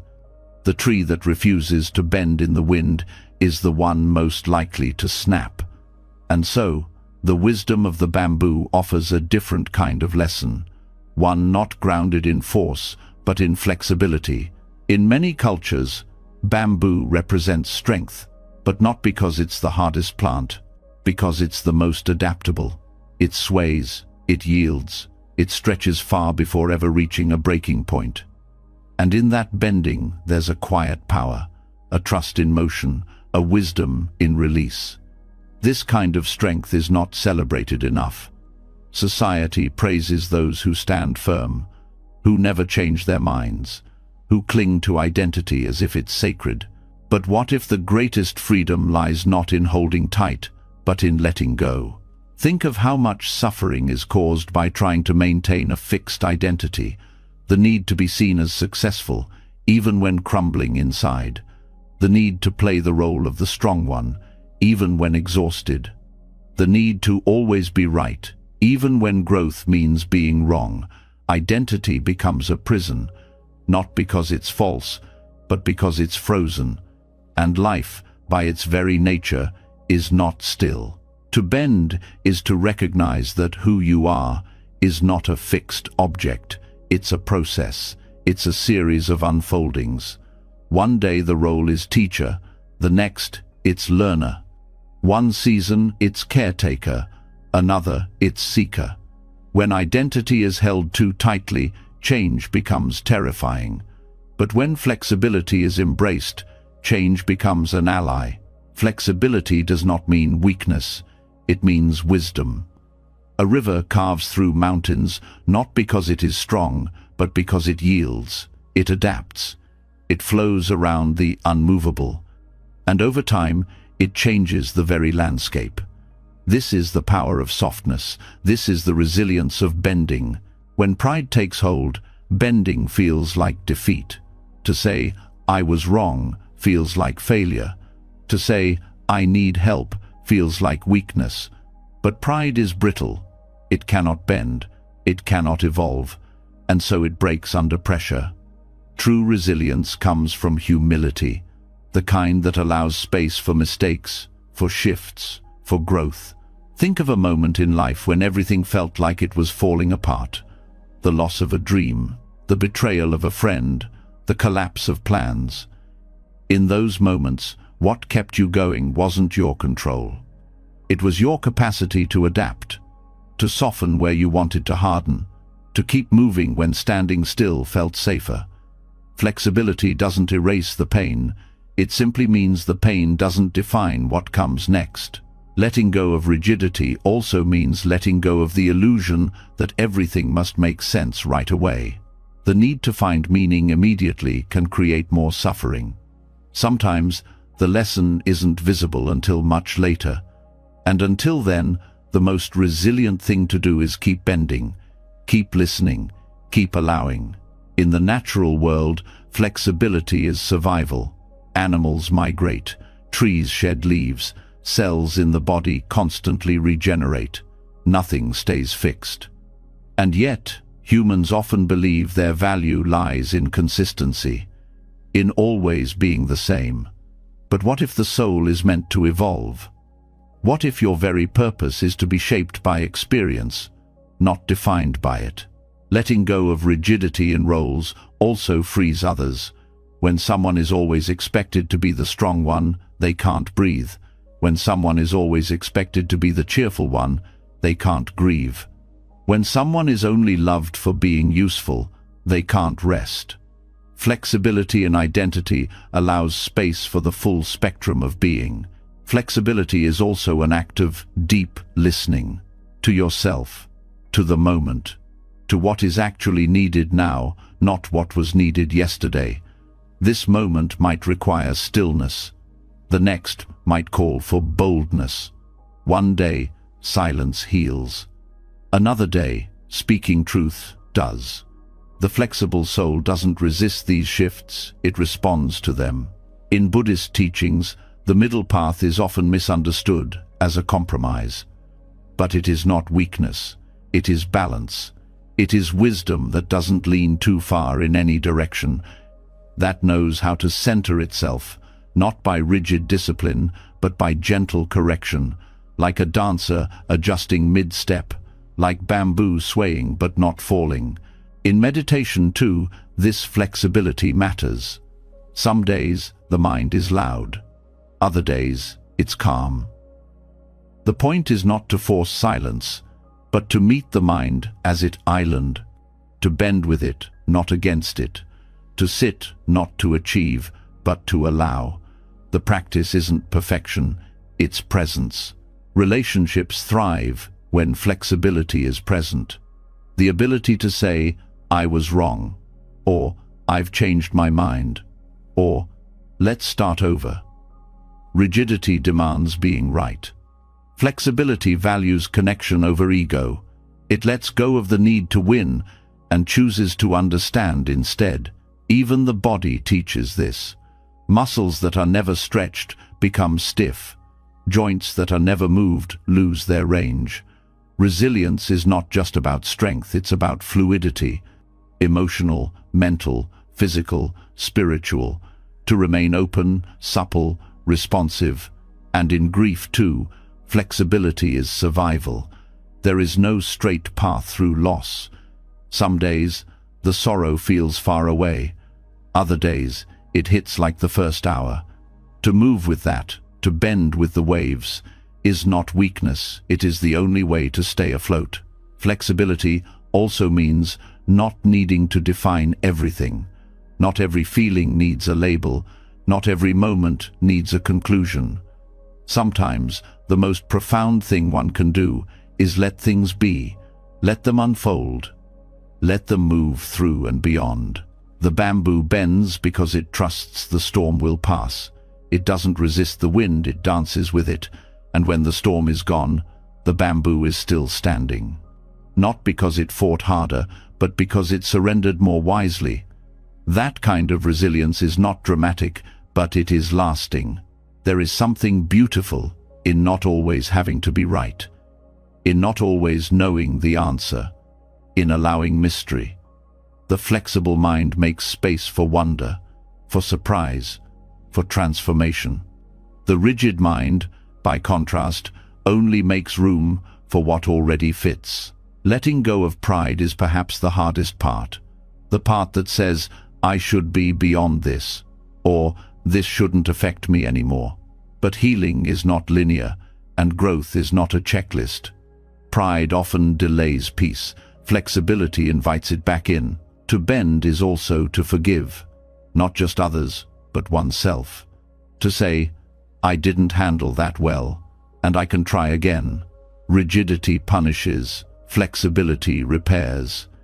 It weaves broken threads into new patterns. It finds strength not in being untouched, but in being softened. And at the heart of all this bending is love. A love that doesn't demand perfection, a love that doesn't panic at change, a love that trusts you can be many things over time and still be true, still be worthy, still be whole. The bamboo bends not to hide, but to survive, not to escape, but to endure, not to please, but to protect. And when the storm ends, it rises again, tall, quiet, rooted. That is the quiet strength of flexibility, not louder than pain, but deeper. Not faster than time, but wiser. Let that be enough. Let yourself bend when needed. Let yourself stretch when called. Let yourself flow where life moves, and trust deeply, quietly, that you will not break. And, just like the bamboo that returns upright after the storm, quiet but unshaken, there comes a moment when even the mind's most persistent tempests begin to fade. Not because they've been conquered, but because something deeper has been understood. It's no longer about resisting the force. It's about recognizing the illusion behind it. And this brings us to a moment of great tenderness, one that reveals the heart of the inner struggle not as a fight to win, but as a presence to be understood. It's the final visit of Mara. Mara is not a villain in the way stories often cast shadows. He doesn't carry weapons, doesn't roar through the forest, doesn't trap anyone physically. Instead, Mara whispers the thoughts that feed self-doubt, fear, anger, craving, and despair. He is not outside.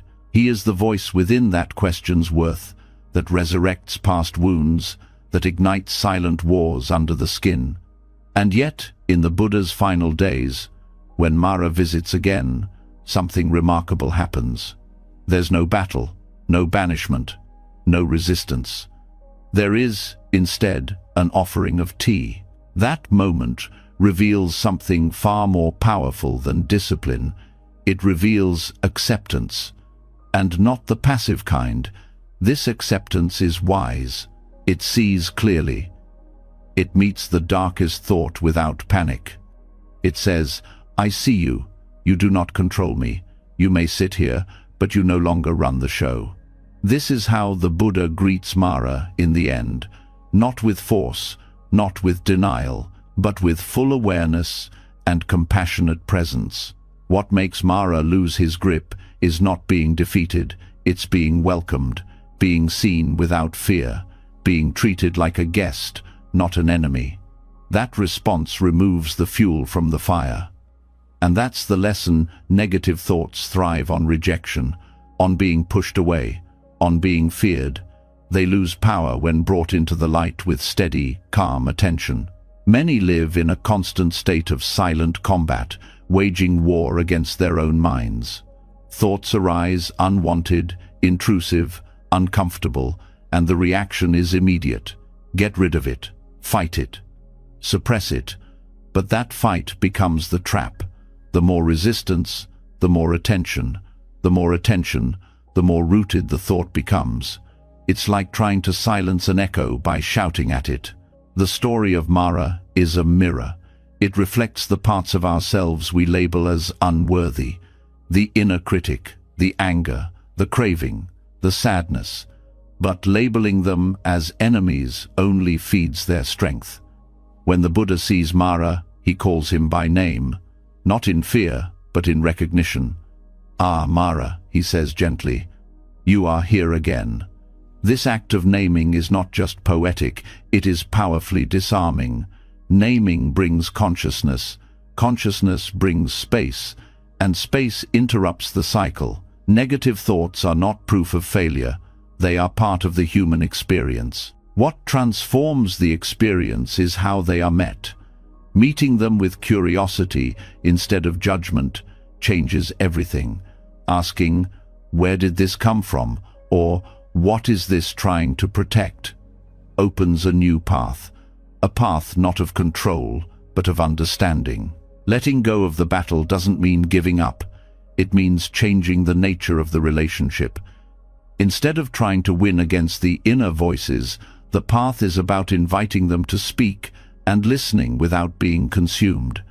This isn't easy, especially when those thoughts are tied to pain, but compassion disarms what force cannot. Mara appears most strongly when things are quiet.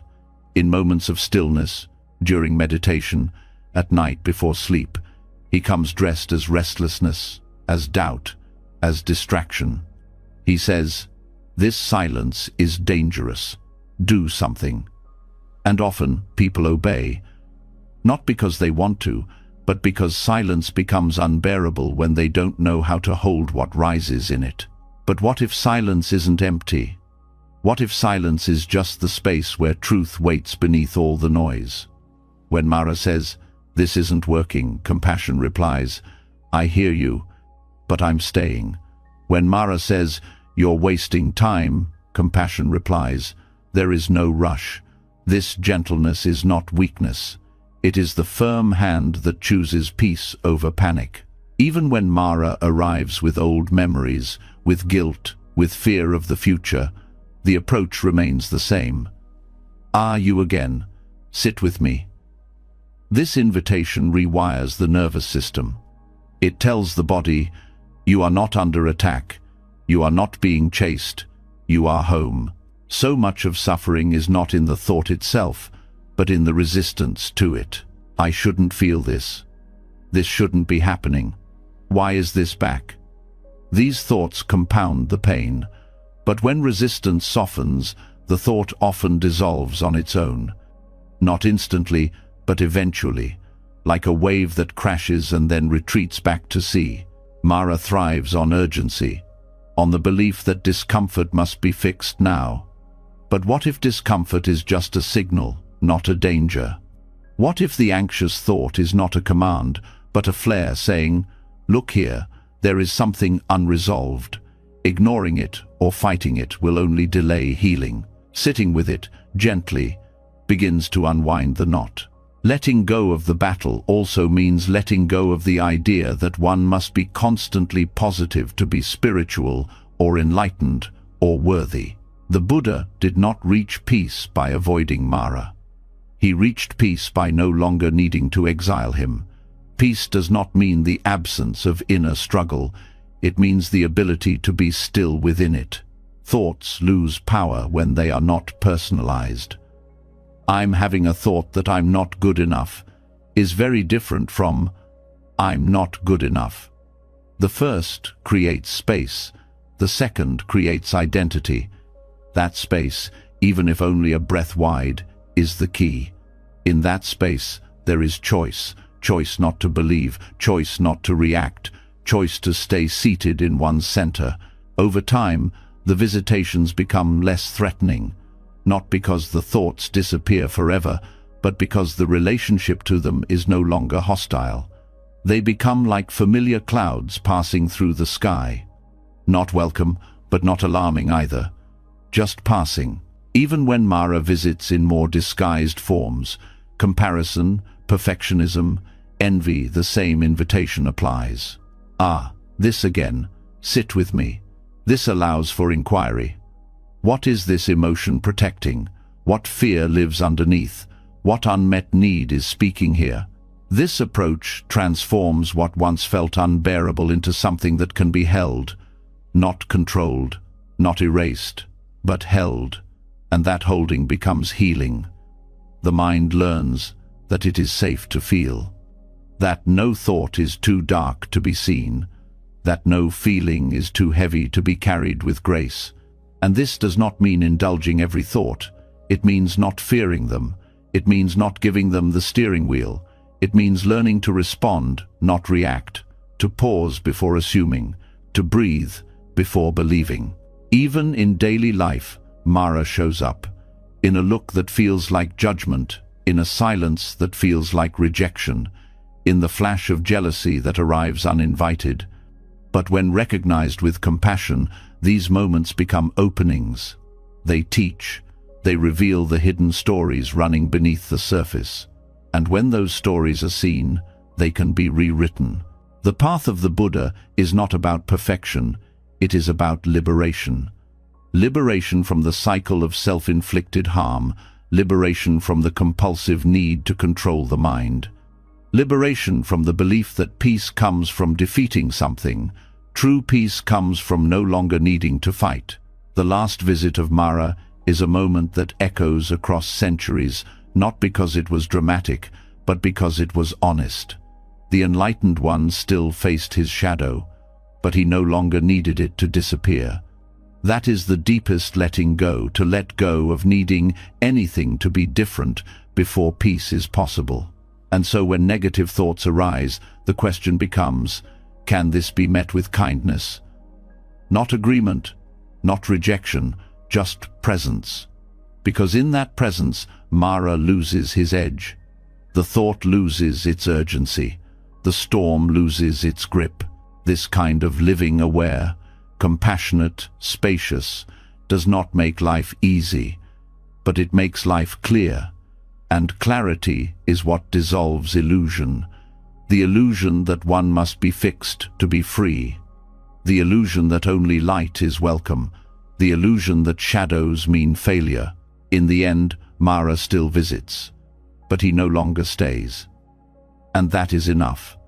Not because he has been conquered, but because he has been understood, and what is understood cannot control. What is met with love cannot harm. The invitation, then, is not to wait for the storm to end, but to become the one who sits calmly as it passes. To welcome the final visit not as a threat, but as proof that nothing has been left unexamined, that no part of the self is unworthy of awareness. And in that final gesture of pouring tea for the one who once terrified, a new possibility is born, not of victory, but of wholeness, a wholeness that does not deny the shadow, but gently includes it in the light. That is the true end of the battle, not silence, but peace. The final notes of Mara's quiet departure still echo across the heart, like a bell that doesn't stop ringing. That silence, the one that follows when no more internal enemies are being fought, is not just peace, it is power. But what happens after one stops battling with what's inside? Where does all that energy go when it's no longer tangled in struggle? It turns outward. And one of the most radical directions it flows toward is generosity. Not generosity as it's usually framed, the kind that expects applause, acknowledgement, or at least a smile. This is the generosity that gives without leaving a hook behind. No waiting for thanks, no subtle control over how it's received, just the act of giving itself, free from conditions, free from identity, free from expectation. Most people give to feel good, which is not wrong, but it's still centered on the self. I feel generous. I like helping others. I want to make a difference. All beautiful intentions, but if peeled open deeply, they often reveal a desire to influence the world in a way that makes the giver feel secure, liked, or needed. That's not freedom. That's transaction dressed in virtue's clothing. Real generosity, the kind the Buddha spoke of, is not a performance or a bid for approval. It's a release, a letting go, a surrender of the urge to track, tally, or be remembered for kindness. Dana, the Pali word for generosity, was the very first step on the noble path, not because it's easy, but because it breaks the hardest thing, the grip of mine. When something is given without clinging, without the invisible leash of, I hope they notice, I hope they reciprocate, I hope this changes something, it becomes sacred. It becomes the act itself. And in that, the giver disappears, the receiver disappears, and only the giving remains. That is what it means to let go while giving. It's not giving up, it's giving through. This kind of letting go cannot be faked. The body knows when it's pretending. The heart knows when it's bargaining. Even the smallest internal voice, the one that lives beneath the smile, will whisper, I still wanted something from this. And that whisper is where the practice begins. Not in shaming the desire for return, but in seeing it clearly and softening into it. When giving becomes a mirror for our attachments, it becomes a teacher instead of a transaction. Letting go through generosity also dissolves control. So much of modern life is engineered around controlling outcomes, how others see us, how they respond, what they give back, whether they stay or leave. Even love is sometimes offered like a seed planted in hopes of a particular kind of bloom. But non-grasping generosity doesn't plant for a harvest. It lets the seed fall where it may. It accepts that some will grow, some won't, and some might be eaten by birds before they even reach the ground. And it doesn't follow up. It doesn't check the soil. It doesn't say, look what I did. It walks on, open and empty, with hands that remain outstretched, not to catch, but to release again. Even in speech, the practice shows itself. A kind word given without waiting for warmth in return is a form of freedom. A favor done without tracking how many favors are owed. A secret kept without needing the person to be grateful. Every time something is offered with open palms instead of clenched fingers, the internal tightness softens, and something profound shifts. The identity of the generous one, the narrative of the self as good, worthy, or enlightened, begins to dissolve too. True Dana strips away the storyteller. It doesn't feed the ego, it empties it gently. In this way, non-grasping generosity becomes a kind of purification. It burns the self-concern that hides inside even our best qualities. The act of giving becomes an undoing. Not a subtraction of worth, but a subtraction of burden. The burden of needing to be seen a certain way. The burden of managing how the world receives what we offer. When those layers peel back, what remains is raw, alive, and incredibly light. And it's not only about material giving. The most subtle gifts are the ones that most often go unnoticed, and that's precisely their power. Giving time without checking the clock. Giving attention without planning what to say next. Giving space for someone else's pain without shrinking away or trying to fix it. These are offerings that ask nothing in return, not even comfort. They don't need to be seen or praised to be real. In fact, their invisibility is what makes them sacred.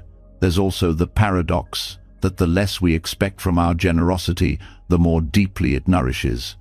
When someone offers water to a stranger without knowing if it's appreciated, that gift becomes a moment of freedom. But when someone gives and waits to be thanked, even if silently, the giving turns into a debt ledger. It becomes heavy, and eventually, that weight turns into resentment. They didn't appreciate me. They didn't acknowledge what I did. But these statements reveal that the giving was never free. It was always a negotiation with a hidden clause. Appreciate me, or I'll suffer. In letting go of that clause, the suffering dissolves with it. Even in spiritual practice, generosity can become sticky with identity. Meditators who give time to others sometimes wrap their offerings in silent contracts. I did this for you, so you should see me as wise. Teachers who share knowledge may cling to being needed. Parents who sacrifice may secretly demand emotional repayment. None of this is shameful. It's human, but it's also imprisoning. Because as long as generosity is tied to self-image, it can never fully be a path to liberation. It only builds a more virtuous cage. So what does real letting go through generosity feel like? It feels like the moment after an exhale, that pause where nothing is clung to, nothing is expected, and nothing is owed. Just the clean release of something no longer needed, a kind of relief without conditions, a smile that lingers even when unnoticed, an offering that vanishes without a trace and leaves the soul lighter than before. Even more challenging is giving when it feels like there's nothing to give, not because of poverty, but because of exhaustion, hurt, or isolation. But sometimes the most radical generosity is not a thing or a word, but a pause, a breath taken for another person instead of a reaction, a willingness to listen even when we're tired, a decision not to pass judgment when it would feel so good to do so. These are not small things. They are tectonic shifts in a world addicted to reaction and retaliation. Generosity also reshapes how we view rejection. When something is given freely, rejection doesn't wound, because the giving wasn't a bid for connection, it was an act of inner release. If the other accepts it, wonderful. If they don't, it remains pure. And this frees the giver from the tyranny of needing validation to feel whole. It shifts the center of power inward. The choice to give becomes the liberation itself, not the outcome. There's even something profound in giving to those who may never know our name. The anonymous donation, the quiet kindness, the act no one sees. These expressions carry a kind of invisible nobility. They work on the soul like a gentle sanding down of the edges. They teach the giver more than the receiver. Because to be generous without being noticed is to finally step out of the spotlight and into stillness. Some might wonder if this form of giving is too passive, too empty, too detached. But that's the illusion of control speaking again. Non-grasping generosity is not indifference, it's intimacy without ownership. It's not less engaged, it's more surrendered. The world doesn't need more performative kindness. It needs hearts willing to give without claiming territory. People who plant trees under whose shade they will never sit. That's the kind of generosity that transforms both giver and world. At its deepest level, this kind of giving becomes an act of devotion, not to a god or a person, but to life itself. A bow to impermanence, a nod to the mystery, an offering made not to gain, but to participate, not to impress, but to dissolve. And in this dissolving, the lines blur between giver and gift, between one moment and the next, between self and other. What's left is silence, spacious, alive, and utterly free. Letting go of the need to be acknowledged for generosity is not weakness. It's the strength to love without asking the world to echo it back. It's the courage to disappear into the gesture. And in that disappearing, something astonishing happens. The more we let go, the more deeply we connect, not to a story about who we are, but to the boundless flow that never asks who we are in the first place. And that flow is where the next lesson quietly waits. Because if giving without needing is freedom, then what about receiving without fear? What happens when the ego steps aside not only in offering, but also in surrendering to care? The path does not end at the open palm, it continues into the open heart, and that is where we now go. When generosity has no grasping, when giving comes with no strings, a new kind of peace arises. But just when the heart begins to soften in that spaciousness, life brings another wave. Not a wave of gratitude, not a reward, but a surge of chaos, unpredictability, and emotion that does not respond to goodness with symmetry. That is where the next lesson begins, in the recognition that life does not follow the logic of fairness, but dances like the sea, rising, falling, surging, withdrawing, and in that rhythm, something vital waits to be seen. Most of the struggle comes from trying to fix life in place. People chase comfort, trap happiness in routines, organize calendars as if time could be tamed, love as if relationships could be frozen into perfection, and practice mindfulness as if peace could be bottled. But the wave does not ask permission to crash. The tides do not wait for readiness. The seasons do not ask if winter is convenient. Samsara is not a puzzle to solve, but an ocean to ride. And those who learn to surf the chaos become intimate with a deeper kind of strength, not the strength of resistance, but the strength of flexibility. The more one tries to tame samsara, the more brutal it becomes.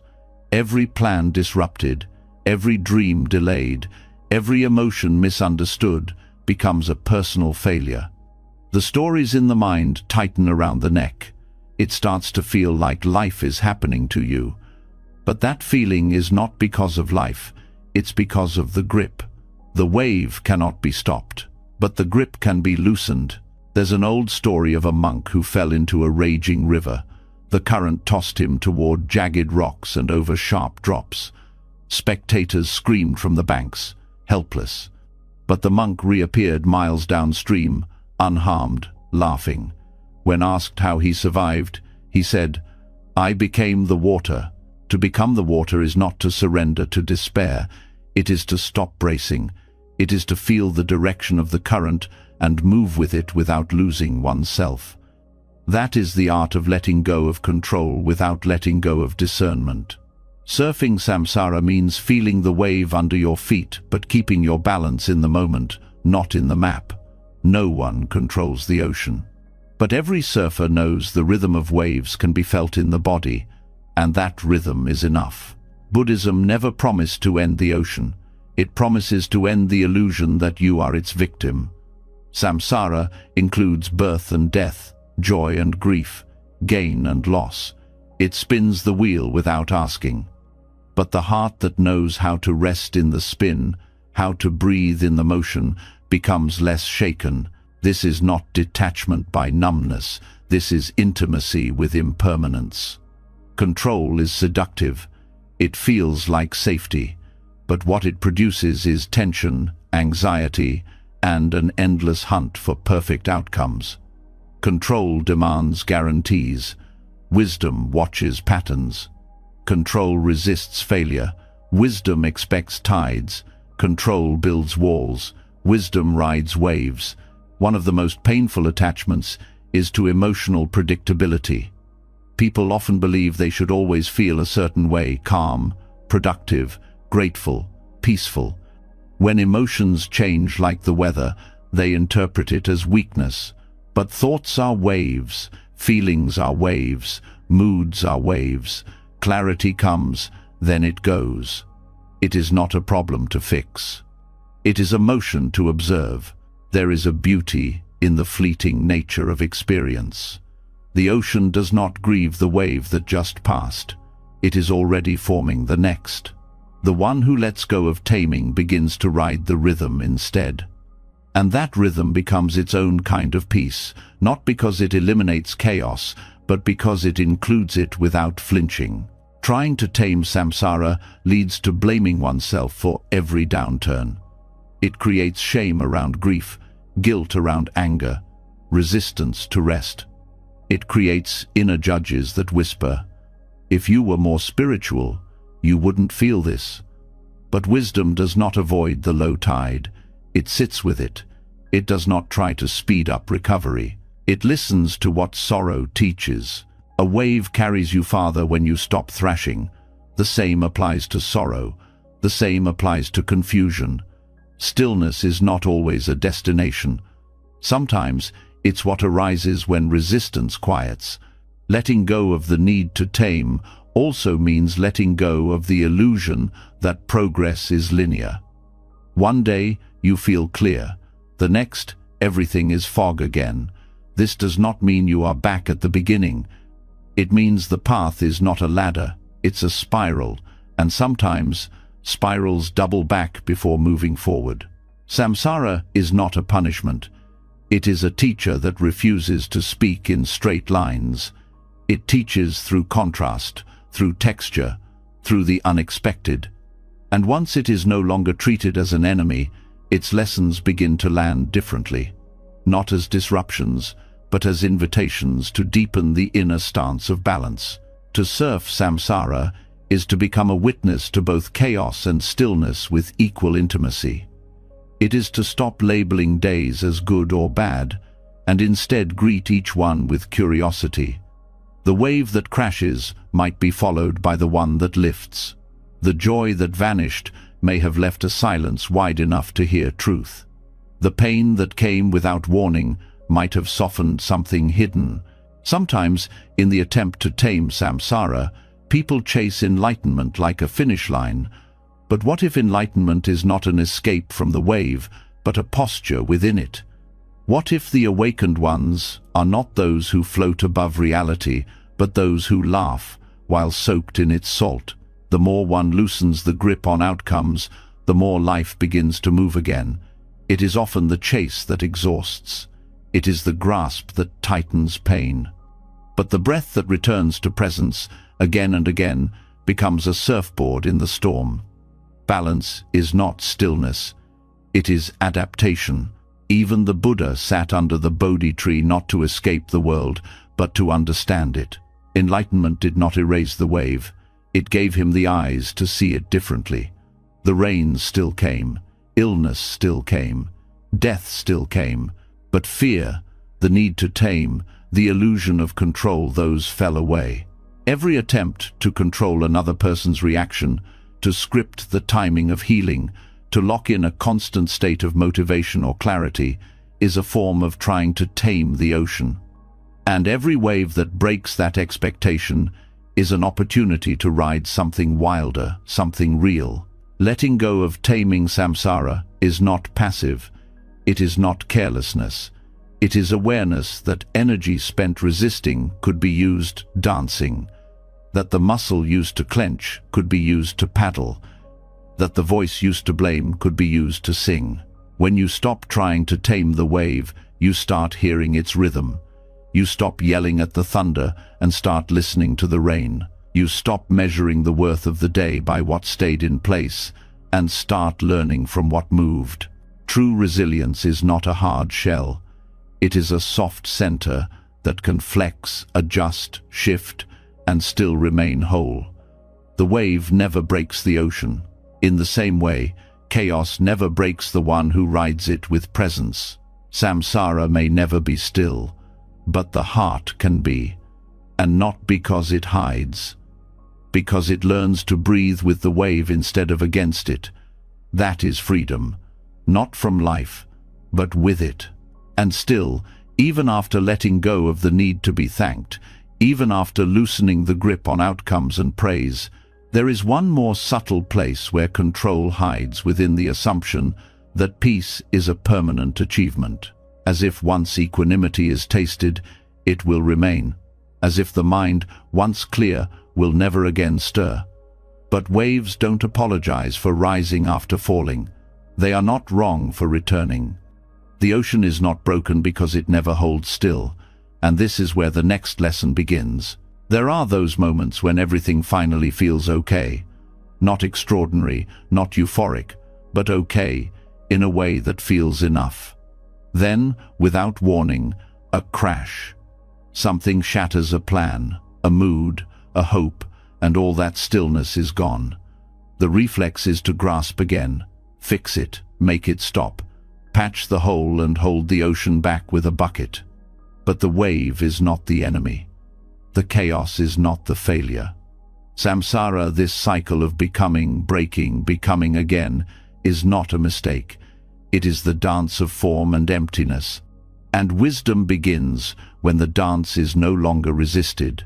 Trying to tame the chaos of life is like yelling at the tide for not keeping still. The mind builds fortresses out of expectations and calls it safety. But all things conditioned are impermanent. Every relationship, every thought, every breath arising and dissolving like foam. When the heart breaks, it is not proof of personal failure. When plans collapse, it is not karma gone wrong. These are the signatures of motion, not punishment. And when one sees this, not just intellectually but through the marrow of being, resistance begins to melt. Riding the wave does not mean liking every moment. It means no longer needing to control it. It means grieving without drowning, laughing without clinging, working without becoming the work. It means meeting each crest and fall with the same gaze, neither seduced by the high nor destroyed by the low. This is not detachment. This is intimacy with reality. There is a quiet strength in those who no longer demand that life be fair. Not because they've given up, but because they've seen that fairness is a human metric, applied to a mystery too vast to calculate. Life unfolds not by fairness, but by interdependence. A butterfly flutters in the Amazon, and rain falls in Spain. A kind word uttered in a market 20 years ago becomes the reason someone does not give up today. When viewed this way, even the wave becomes a teacher. Most people wait for the storm to pass so they can feel calm. But the teaching of the Dharma is not about waiting. It's about seeing that even in the storm, there is something unshaken. There is a silence, not silenced by thunder, a stillness under the surface. The calm is not after the wave. The calm is inside the one who surfs it. And surfing doesn't require special talent. It requires presence, feet not anchored in sandcastles, but knees bent, heart open, and eyes awake. Pain becomes agony when it is labeled as wrong. Sadness becomes despair when it is labeled as failure. Samsara becomes suffering when it is resisted. The wave is not what breaks us. What breaks us is trying to control the rhythm of a universe that never signed our blueprint. The liberation is not in getting the ocean to be still. The liberation is seeing that we were never separate from it. Every attempt to tame life is an attempt to deny its wisdom. Control is often fear in disguise. It is the child who builds walls around their heart after one betrayal and forgets to open the gate again.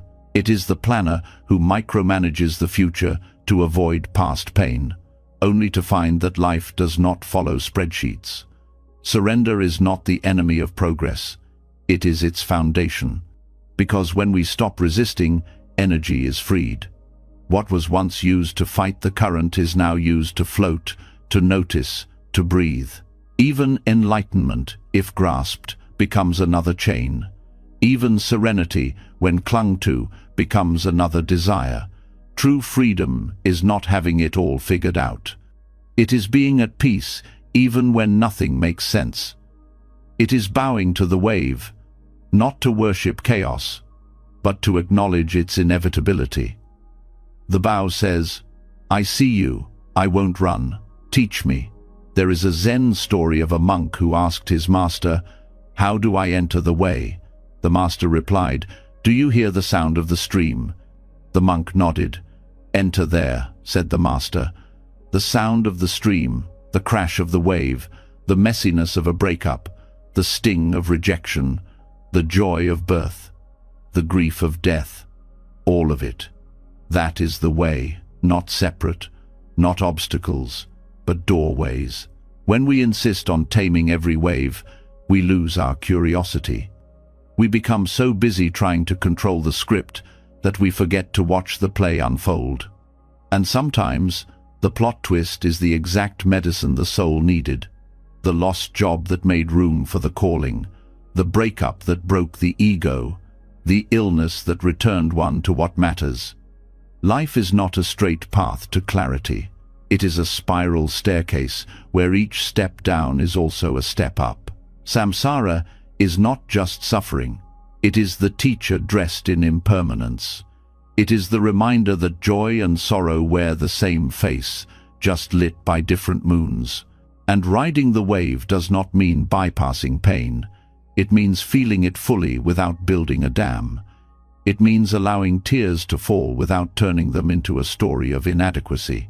It means trusting that the wave has rhythm, even if it doesn't follow yours. The ego wants the wave to make sense. The heart just wants to feel it.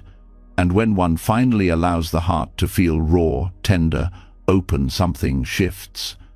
Control begins to fade, not in defeat, but in trust. Trust that the wave will not carry you away. Trust that groundlessness is not the same as danger. Trust that surrender is not giving up, it is coming home. In surfing, one learns quickly that stiffness leads to falls. Rigidity is the opposite of balance. The body must sway, adjust, respond. So must the mind. The thoughts that say, "This shouldn't be happening," are like locked knees on a moving board. They cause collapse. But when the mind says, "This is what is," the muscles of resistance loosen, and with looseness comes grace. We do not become free by changing the waves.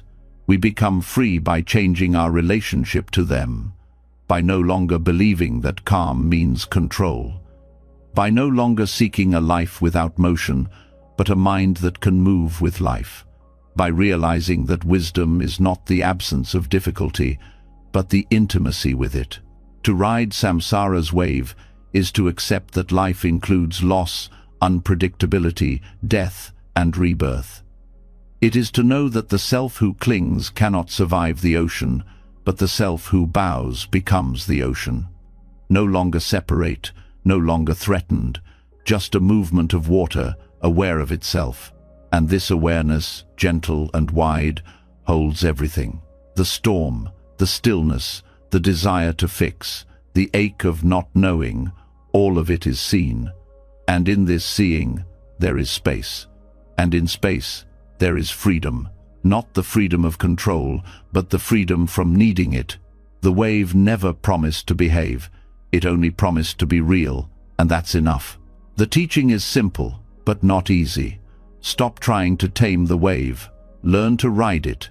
Let it carry you, crash you, teach you.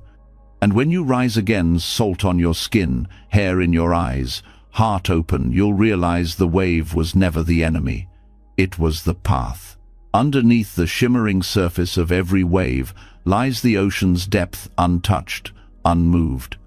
And so the dance of chaos and surrender from before now leads into an even subtler unraveling, where the question is no longer about riding life's turmoil, but about realizing who or what is riding at all. If the wave is never permanent, neither is the surfer. And if identity keeps shifting like foam, maybe what we think we are was never truly the rider to begin with. There's a soft disorientation in realizing that the person who felt joy yesterday may not be the same one who feels sorrow today. Thoughts come and go, emotions rise and dissolve, bodies age, desires evolve. And yet, something clings. It insists on saying, I am my body. I am my sadness. I am this memory. I am these thoughts. But what if none of it is truly I? What if the very building blocks we assemble into a self-form, feeling, perception, mental formations, and consciousness are just like sandcastles in the tide?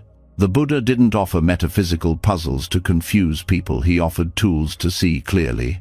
One of his most radical insights is the concept of the 5 aggregates, or skandhas. These are the components that make up what is commonly experienced as a person, not a soul, not an essence. Just a collection of processes, and each one is empty of a stable identity. They don't belong to anyone. They aren't fixed. They don't last. And yet they form the illusion of me.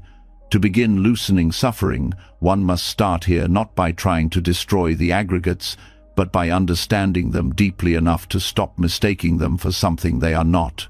Form is the physical body, the flesh, bones, skin, and sensory organs. It's the most obvious part of identity, yet also the most deceptive. The body constantly changes, skin renews. Muscles fatigue, hair falls. Disease and age shift the body's capacity. Still, society glorifies form as if it's a foundation. People sculpt it, decorate it, starve it, indulge it, believing they are beautifying the self. But form is not who is watching. It is what is watched. Just because it is the most visible doesn't mean it is the most real. Feeling arises next. Not emotions, but the immediate tone of experience, pleasant, unpleasant, or neutral. Every encounter, every sound, every touch carries this tonal flavor. It's how the mind begins reacting, yet feelings are entirely dependent on conditions. A meal tastes delightful when hungry, bland when full. A breeze is a gift in summer, a curse in winter. Feeling is like weather. It rolls in, it rolls out. But what most do is attach to the pleasant and reject the unpleasant, trying to control something that cannot be pinned down. Craving is born here. So is aversion, and so is much of suffering. Then comes perception, the mind's labeling machine. It recognizes patterns, assigns names, links present experience with memory. A face is seen and labeled. Friend, stranger, threat, desire. A word is heard and instantly filtered through 1,000 associations. Perception organizes reality, but it also distorts, it oversimplifies. It carries the weight of bias, culture, trauma, and habit. Perception is not pure seeing, it is conditioned recognition, and yet people live inside it as if it's truth. Mental formations are perhaps the most subtle. These are the volitional tendencies, the impulses, habits, intentions, and emotional reactions shaped over years. When someone flinches at criticism, that's a mental formation. When jealousy arises, that too. They are not chosen in the moment. They erupt from the deep grooves of repeated reaction. These formations often operate beneath awareness, reinforcing the illusion of personality. I'm just an angry person. I've always been like this. But what is called personality is just a bundle of conditioned tendencies. Nothing permanent, nothing unchangeable, and certainly nothing solid. And finally, consciousness, the awareness that knows all the above. It seems like the most trustworthy. After all, isn't awareness what watches the thoughts, sees the colors, feels the feelings? But in Buddhist psychology, consciousness is not a monolithic observer. It's a flickering process that depends on contact with objects. Eye consciousness sees form. Ear consciousness hears sound. Each type arises and passes away depending on conditions. It is like a light that turns on only when a wire is touched. It's not a soul, it's not a witness, it's a function. To believe that consciousness is me is to confuse the mirror for the one looking into it. When these 5 aggregates are seen clearly, something strange and beautiful happens. The center starts to dissolve. There is no core self gluing them together. They arise together, codependent, but none can be pointed to as, "This is me." And without a self to defend, to promote, to fear for suffering begins to ease, not through force, not through denial, but through the gentle clarity of seeing. Letting go of the aggregates doesn't mean rejecting life. It means holding life more lightly. When pain comes to the body, it is simply form reacting. When sadness arises, it's a feeling, not a failure. When memories flood in, they are perceptions, not prophecies. When impulses shout inside the mind, they are formations, not destiny. And when awareness flickers, it is not proof of someone watching, but of processes unfolding. To live with this insight is to begin walking with a new kind of freedom, no longer needing to control every emotion, no longer needing to be right all the time, no longer needing to win the endless game of self-definition, because there is nothing to defend. There is just unfolding, and that unfolding doesn't belong to anyone. This isn't a cold detachment, it's the warmest embrace of reality. It's what allows compassion to rise. If the one who is angry is not really a fixed person, then maybe their anger is just a passing storm in their own skandhas. If the one who wronged is just a bundle of conditions, then perhaps forgiveness is no longer tied to ego. And if the one who suffers is not a solid me, then perhaps suffering can also shift, loosen, fade. In daily life, this shows up in the small moments. When a thought says, "I can't believe I did that," pause and notice the I. Is it a memory of form, a feeling of regret, a mental formation replaying shame? When frustration hits in traffic, can it be traced? Is it a perception of time wasted, a feeling of restlessness, a formation born of habit? When joy surprises you in a quiet moment, can you notice it arise not as something owned, but as something happening? Freedom doesn't come from transcending the world. It comes from seeing through the illusions that tighten it. The illusion of ownership, the illusion of permanence, the illusion of self. When the aggregates are met with curiosity instead of grasping, the whole world becomes less personal, less heavy, less threatening. This doesn't mean becoming passive. The aggregates still move, the body still eats, feelings still fluctuate, plans still form. But now, there's space, room to breathe between reaction and response. A loosening of identity, a softening of judgment, a release of the need to always be someone. And in that space, life still happens, but not as a performance. It unfolds like music played by an orchestra without a conductor. Each part doing its piece, each note rising and falling, no need for applause or perfection. Just sound, form, motion, awareness, all arising and passing, no one playing, nothing to possess. Just the song of existence, echoing softly through an empty stage. Just as clarity begins to settle like calm water over stirred mud, a new disturbance enters not from the world, but from within the pursuit itself. The insight into the 5 aggregates may have started to loosen identity and dissolve attachments, yet even in that loosening, a subtle desire remains, a craving to finally do it right, to be the most detached, the most awakened, the one who has let go completely. And that craving wears the disguise of virtue. It pretends to be surrender while secretly tightening control.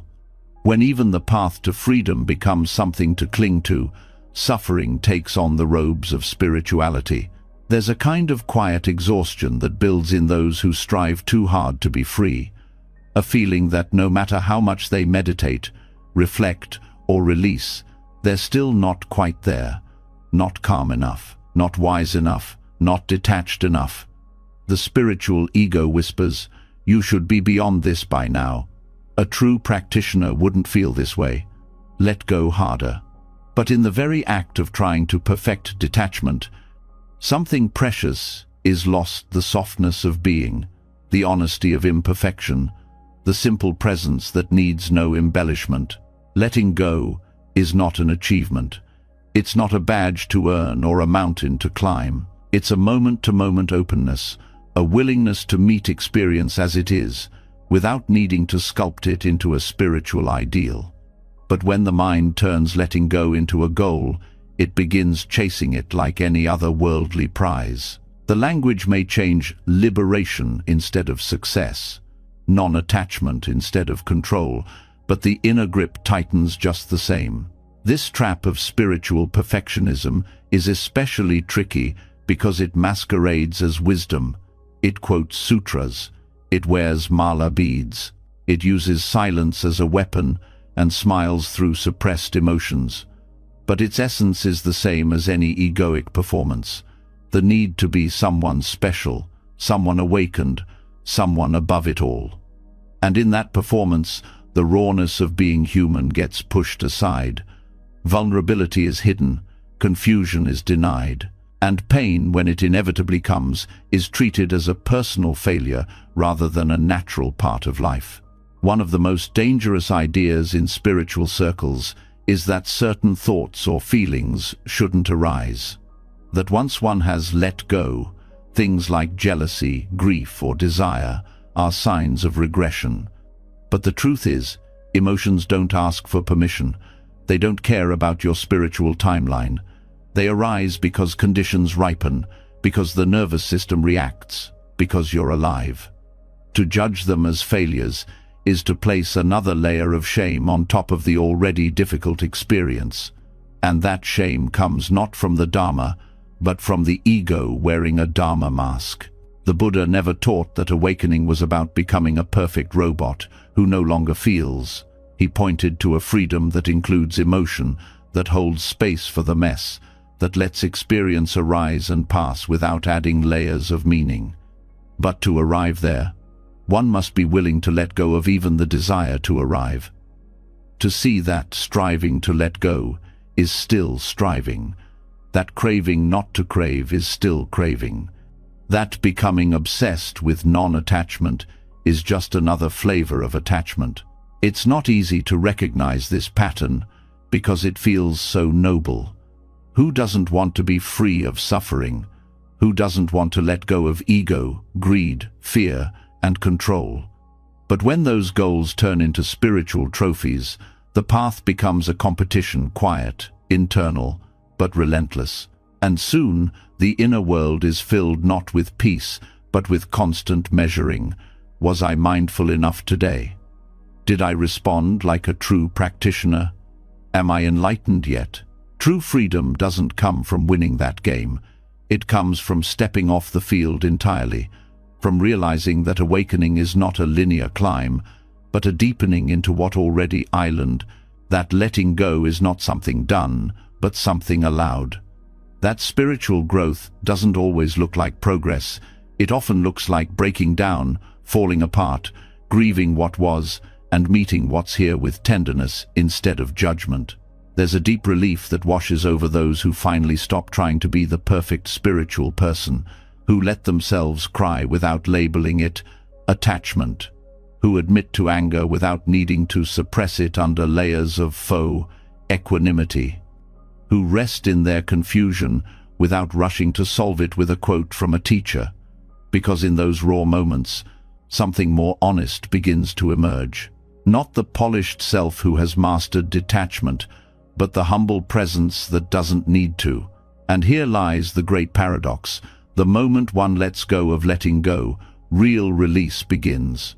Not because they tried harder, but because they stopped interfering. The grasping to be free ceases. The tension around being tensionless dissolves. And what's left is simplicity, unadorned, unedited, and beautifully flawed. This is not a dismissal of the path. Discipline, meditation, reflection, ethics, all of these matter. But they are not tickets to purity. They are tools for awareness, not weapons of self-judgment. When used gently, they open the heart. When turned into rigid ideals, they close it. The difference lies in intention. Is practice being used to support life or to escape it? To deepen understanding or to perform it? Sometimes the greatest act of letting go is to admit you haven't. To stop pretending. To drop the act. To let yourself be messy, real, unfinished.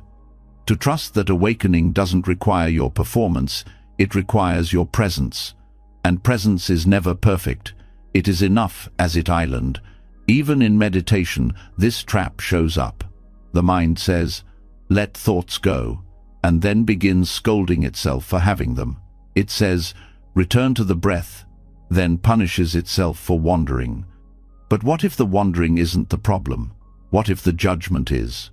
What if the real letting go is not forcing the mind into silence, but noticing the noise without getting tangled in it? That's where peace begins, not in controlling the mind, but in befriending it. Spiritual perfectionism also loves to compare.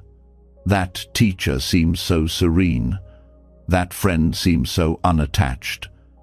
And soon, practice becomes a race against other people's masks. But what's shown on the outside is never the full truth. Everyone has their edge. Everyone wrestles with some shadow. And the most awakened ones are usually those who no longer need to prove it. The path to peace isn't paved with polished moments. It's made of missteps, stumbles, returns. It's not linear.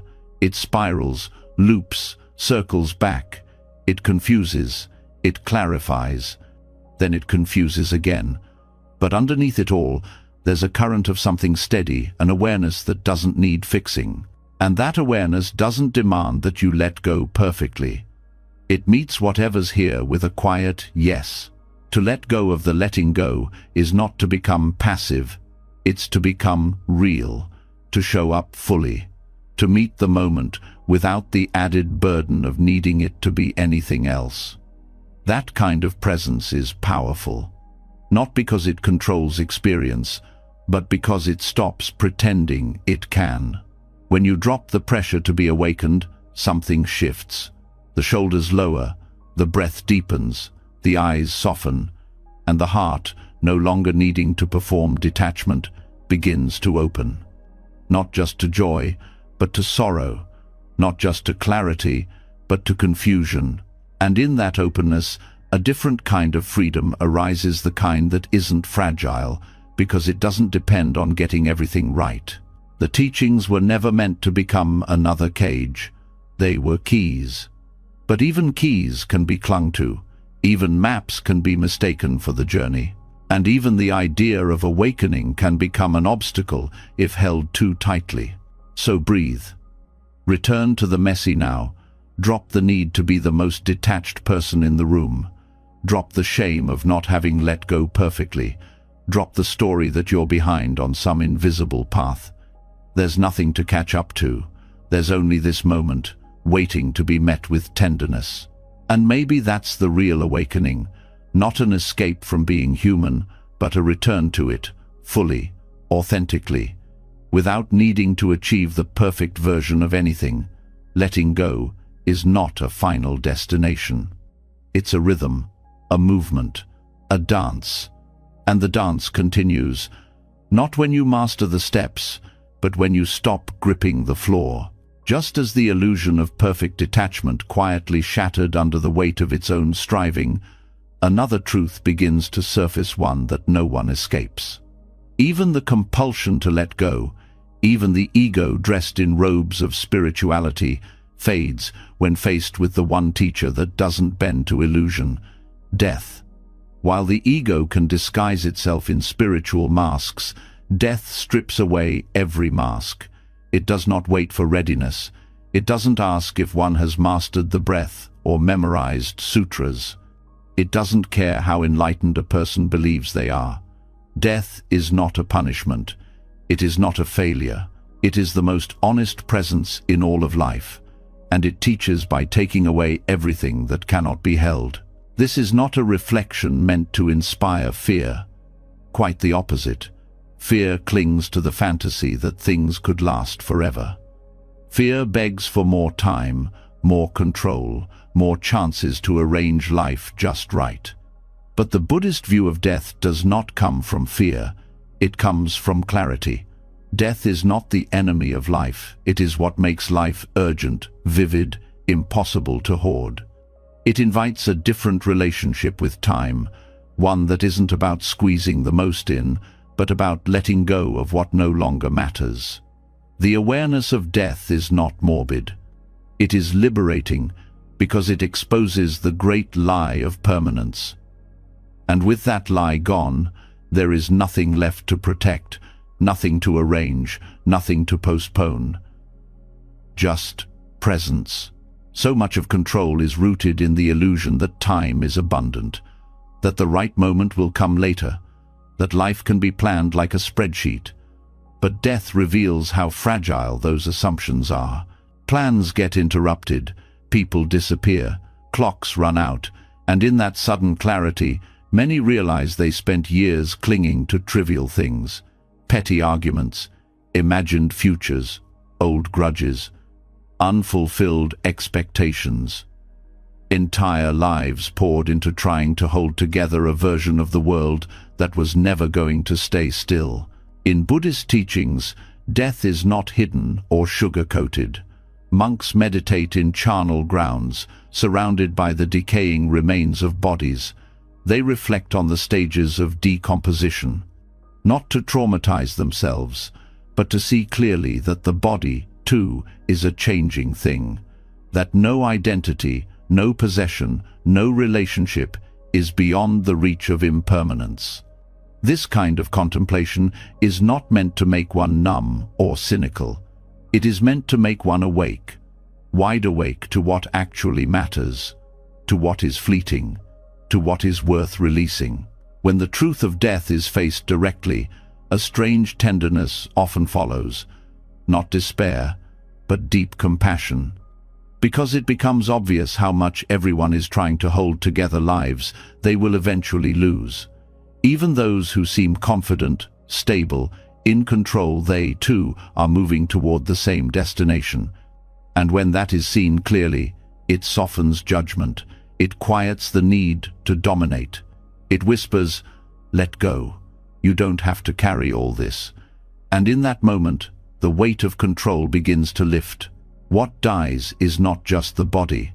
Expectations die, roles die, stories die, entire versions of the self dissolve.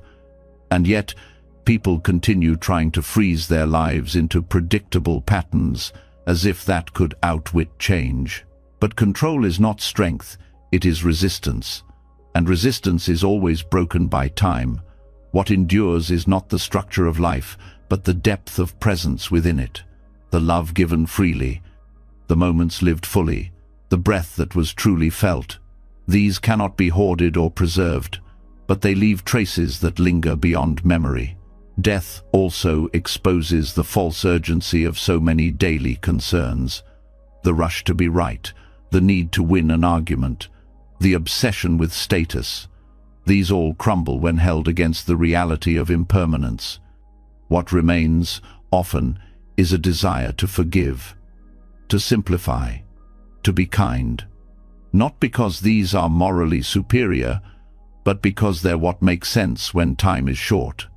And time is always short, even for those who feel young, healthy, untouchable. No one knows how many breaths are left, but each one is a chance to loosen the grip. Letting go because of death is not resignation. It is alignment with what is already true. It is moving with the current rather than against it. It is saying, if this moment is all I have, I will meet it fully without needing to fix it. And from that place, priorities begin to shift. Holding grudges seems foolish. Postponing love feels reckless. Clinging to appearances loses its charm. What remains is presence, not performative presence, but the kind that is quiet, attentive, open. Even fear of death changes in this light. The fear is often not of dying itself, but of not having truly lived, of realizing too late that the most important moments were missed in the name of control. Buddhist practice does not promise immortality. It offers clarity. It says, "You are dying, but while you live, wake up. Let go of what cannot stay. Meet what's here." That kind of presence doesn't resist death, it bows to it, and in doing so, discovers a richer way of living. Some people wait for death to teach them this. A diagnosis, a close loss, a sudden accident. But the teachings invite us to learn without waiting, to reflect now, to sit with the truth that life is not guaranteed, that breath is not owed, that tomorrow is not promised. And in that reflection, something opens a freedom not based on escape, but on surrender. Not apathy, but clarity. Not giving up, but giving in to what's real. Control loses its grip in the face of death, because control is built on the illusion of permanence. But when one stops trying to protect a life that will change anyway, energy is freed, the hands unclench, the heart becomes more generous, there is less to prove, and that gentleness begins to spread into every interaction, not because one became wiser, but because death reminded them what matters. In relationships, the awareness of death brings urgency to forgiveness. It invites truth where silence once lived. It encourages the words, "I'm sorry, I love you, thank you," not as rituals, but as real offerings, because at some point, they will no longer be possible. Every encounter becomes a goodbye in disguise, not to create sadness, but to inspire sincerity. In goals, the awareness of death brings simplicity. It cuts through the noise of ambition and reminds us that achievement without presence is hollow, that being admired is not the same as being known, that being busy is not the same as being alive. When death becomes part of the inner conversation, the need to impress starts to fade. What remains is a hunger for authenticity, to live a life that feels honest, even if it looks small from the outside. In solitude, the awareness of death brings reverence. Each quiet moment becomes sacred, not because it is grand, but because it is finite.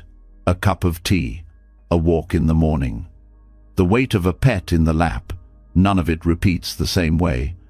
And knowing this makes it luminous, not in a dramatic way, but in a gentle, heart-deep kind of way. This is not about glorifying death, it's about letting death clarify life, about letting it whisper, again and again, let go of what doesn't matter, let go of control, let go of delay. Because so many things are postponed in the name of some future stability. But that future never arrives in the way one hopes, and so life becomes a waiting room. The teachings of death open the door and say, "You're already in it. Live." Even practice itself can become a place of control, a checklist, a performance. But death asks, will this matter when the breath stops? That question is not to dismiss practice, but to deepen it, to remove the layers of striving, to bring it back to presence, to use it not as a ladder to enlightenment, but as a way to meet what's real. Buddhism teaches that everything conditioned will pass, not as a warning, but as a truth. This includes joy, pain, praise, blame, success, failure, the very identity one holds. And when that truth is not just understood, but felt, a great peace can arise. Not the peace of control, but the peace of not needing it. Letting go because time doesn't wait is not a threat. It's an invitation to love without holding back, to speak with honesty, to simplify the day, to rest in the body, to breathe deeply and mean it, to see beauty in what will end, to stop treating life like something to master and instead receive it as something to bow to. There is no schedule for this kind of letting go. It happens gradually, sometimes in waves, sometimes in moments of crisis, sometimes in the stillness of an ordinary day. But when it comes, it doesn't remove sorrow, it removes resistance to sorrow. It doesn't erase fear, it lets fear arise without needing to fix it. It doesn't promise eternal peace, it promises that even peace will change. And so life is lived, not in spite of death, but illuminated by it. The heart opens wider, the breath slows down, the hand releases what it once held too tightly. And in that softening, there is space for gratitude, for presence, for love that does not cling. Not because it is indifferent, but because it is awake to what passes, awake to what remains, awake to the gift of being here, now, even if just for a little while. And so, as the wisdom of death reminds us that holding on is not only futile but unnecessary, what remains is a silence so honest it doesn't need to be filled. It is in that silence that the next doorway opens. Not one made of thoughts or aspirations, but one that starts at the soles of your feet. To walk, not to get somewhere, but simply to meet this moment, not to escape, but to be embraced by the ground itself. The wind doesn't ask where it's going. The stream doesn't question its flow. There is a kind of dignity in simply moving without urgency, in existing without needing to earn one's place in the world. Mindful walking is not just a slower way of getting around. It's a practice of intimate presence, a rebellion against the need for arrival, a reminder that everything already island, the ground beneath the foot is always new, always offering a chance to begin again. And yet the mind keeps insisting, like a passenger on a train with no stations, that it must be somewhere else by now. The habit of chasing outcomes is so deeply woven into the fabric of daily life that even simple movement becomes a race. The walk from one room to another becomes an errand. The stroll becomes a workout. The journey becomes a judgment of whether time was well spent. Walking meditation slices through this conditioning like sunlight through morning fog. It turns each step into an act of rebellion against the notion that life must be justified. When attention drops into the heels, the ankles, the shifting weight, the quiet roll of motion, suddenly, the body is not a vehicle, it becomes the temple. This kind of walking is not about posture or performance. It has no audience, no final destination. It is not meant to be productive, it is meant to be honest. Each footfall is a bow to the earth, not because one is subservient, but because one is awake. The ground does not need worship. It simply offers stability without complaint. How strange it is that the floor beneath our feet, the path we tread daily, could hold the gateway to release, if only we stopped trying to rush across it. To walk mindfully is to remember that presence is not a luxury. It is the only time anything real happens. The future is forever out of reach. The past is a shadow cast by memory. But the step being taken now, the shift of muscle and bone, the whisper of breath is the only living truth. There's nothing abstract about walking. It is the clearest expression of the body being here, alive, real. And yet it is so often done, half asleep. Try slowing down, not just to be slow, but to feel the difference between pushing and yielding. One step, then another. Not to cover ground, but to uncover it. The feet don't merely carry the body. They listen, they respond, they adjust to unevenness, soften into the curve of the earth. When movement is met with awareness, even the tiniest shifts become revelations. The way the toe meets the ground, the way the knee follows, the way the breath weaves into the rhythm. There is music in it all, but it can only be heard when the mind stops narrating and starts sensing. There is no need to walk in silence. Noise, like breath, like thought, is part of the landscape. A dog barking, a truck reversing, a child laughing. They don't have to be filtered out. They can be felt in the same way wind brushes the skin, not as intrusions, but as invitations. Each sound becomes part of the present symphony, and walking becomes the conductorless orchestra of awareness. There is no score, no tempo to maintain, only the gentle unfolding of one moment into the next. Many carry tension in their walk without realizing, the shoulders tight, the neck stiff, the jaw clenched, as if the walk must be purposeful to be worthwhile, as if relaxing into the body's natural rhythm is somehow wasteful. But when the attention drops from the head into the chest, from the chest into the belly, from the belly into the hips and feet, there's a cascading release, not just muscular, but psychological. The need to go somewhere dissolves. What's left is a rare kind of permission to be here, without needing a reason. The most difficult part of walking meditation is not learning to walk slowly. It's letting go of the mind's obsession with finishing. It will offer every excuse that this is pointless, that there are better things to do, that nothing is being achieved. It will itch with discomfort, not because the walk is wrong, but because it threatens the illusion that fulfillment lies somewhere else. The longer one walks without a purpose, the more the illusion cracks. Eventually, the walk walks itself. There's something deeply healing about meeting the earth with attention. No one has to be enlightened to benefit from this. No spiritual identity is required. The body knows how to move. The ground knows how to support.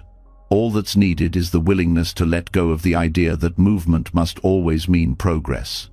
Walking without arriving is not failure, it is freedom. In ancient Buddhist monasteries, monks have long practiced kinhin formal walking meditation as a counterpart to seated meditation. It was not an afterthought, it was the continuation of presence.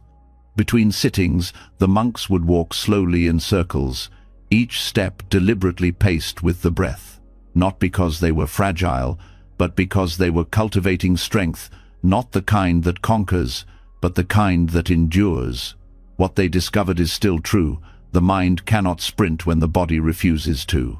When the body leads, the mind follows, whether it likes it or not.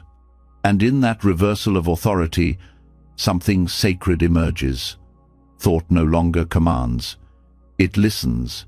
It harmonizes with the body's pace. And just like that, control transforms into coordination. The inner chatter starts to fade, not because it is silenced by force, but because the body's truth rings louder. Modern life is allergic to slowness.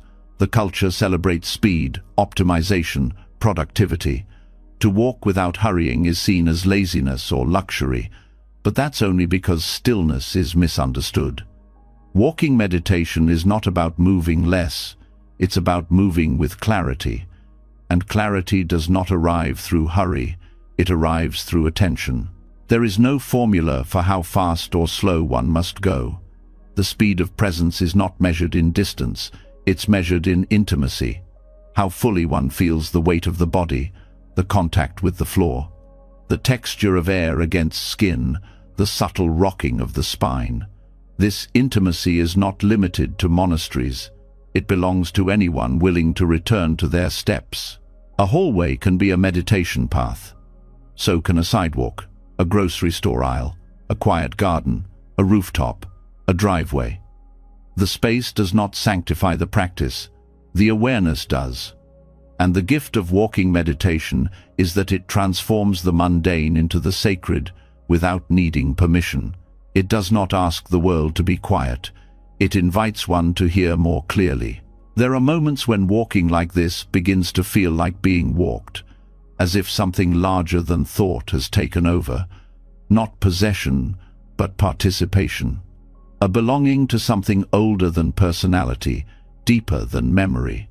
The rhythm of earth meeting foot, breath meeting sky, attention meeting motion. This is the rhythm of life beyond control. And yet, there will be days when the mind resists, when the urge to accomplish reasserts itself, when walking without a goal feels like foolishness. This is not failure. It is the mind returning to its training. And each time presence is chosen again, even for one step, the training begins to shift. One step is enough. It always has been. There's no certificate at the end, no enlightenment badge, just a quieter heart, a more stable breath, a body less at war with itself. These are not small things. These are the quiet revolutions that make life worth living, not because they change everything on the outside, but because they change the relationship to everything on the inside. To walk without arriving is not to wander aimlessly. It is to move intentionally without being enslaved by outcome. It is to reclaim the step as a unit of presence, not progress. It is to meet the ground as a companion, not a platform to conquer. And in that shift, control loses its grip. Not because it was defeated, but because it was outgrown. So if the next walk leads nowhere, let it be enough.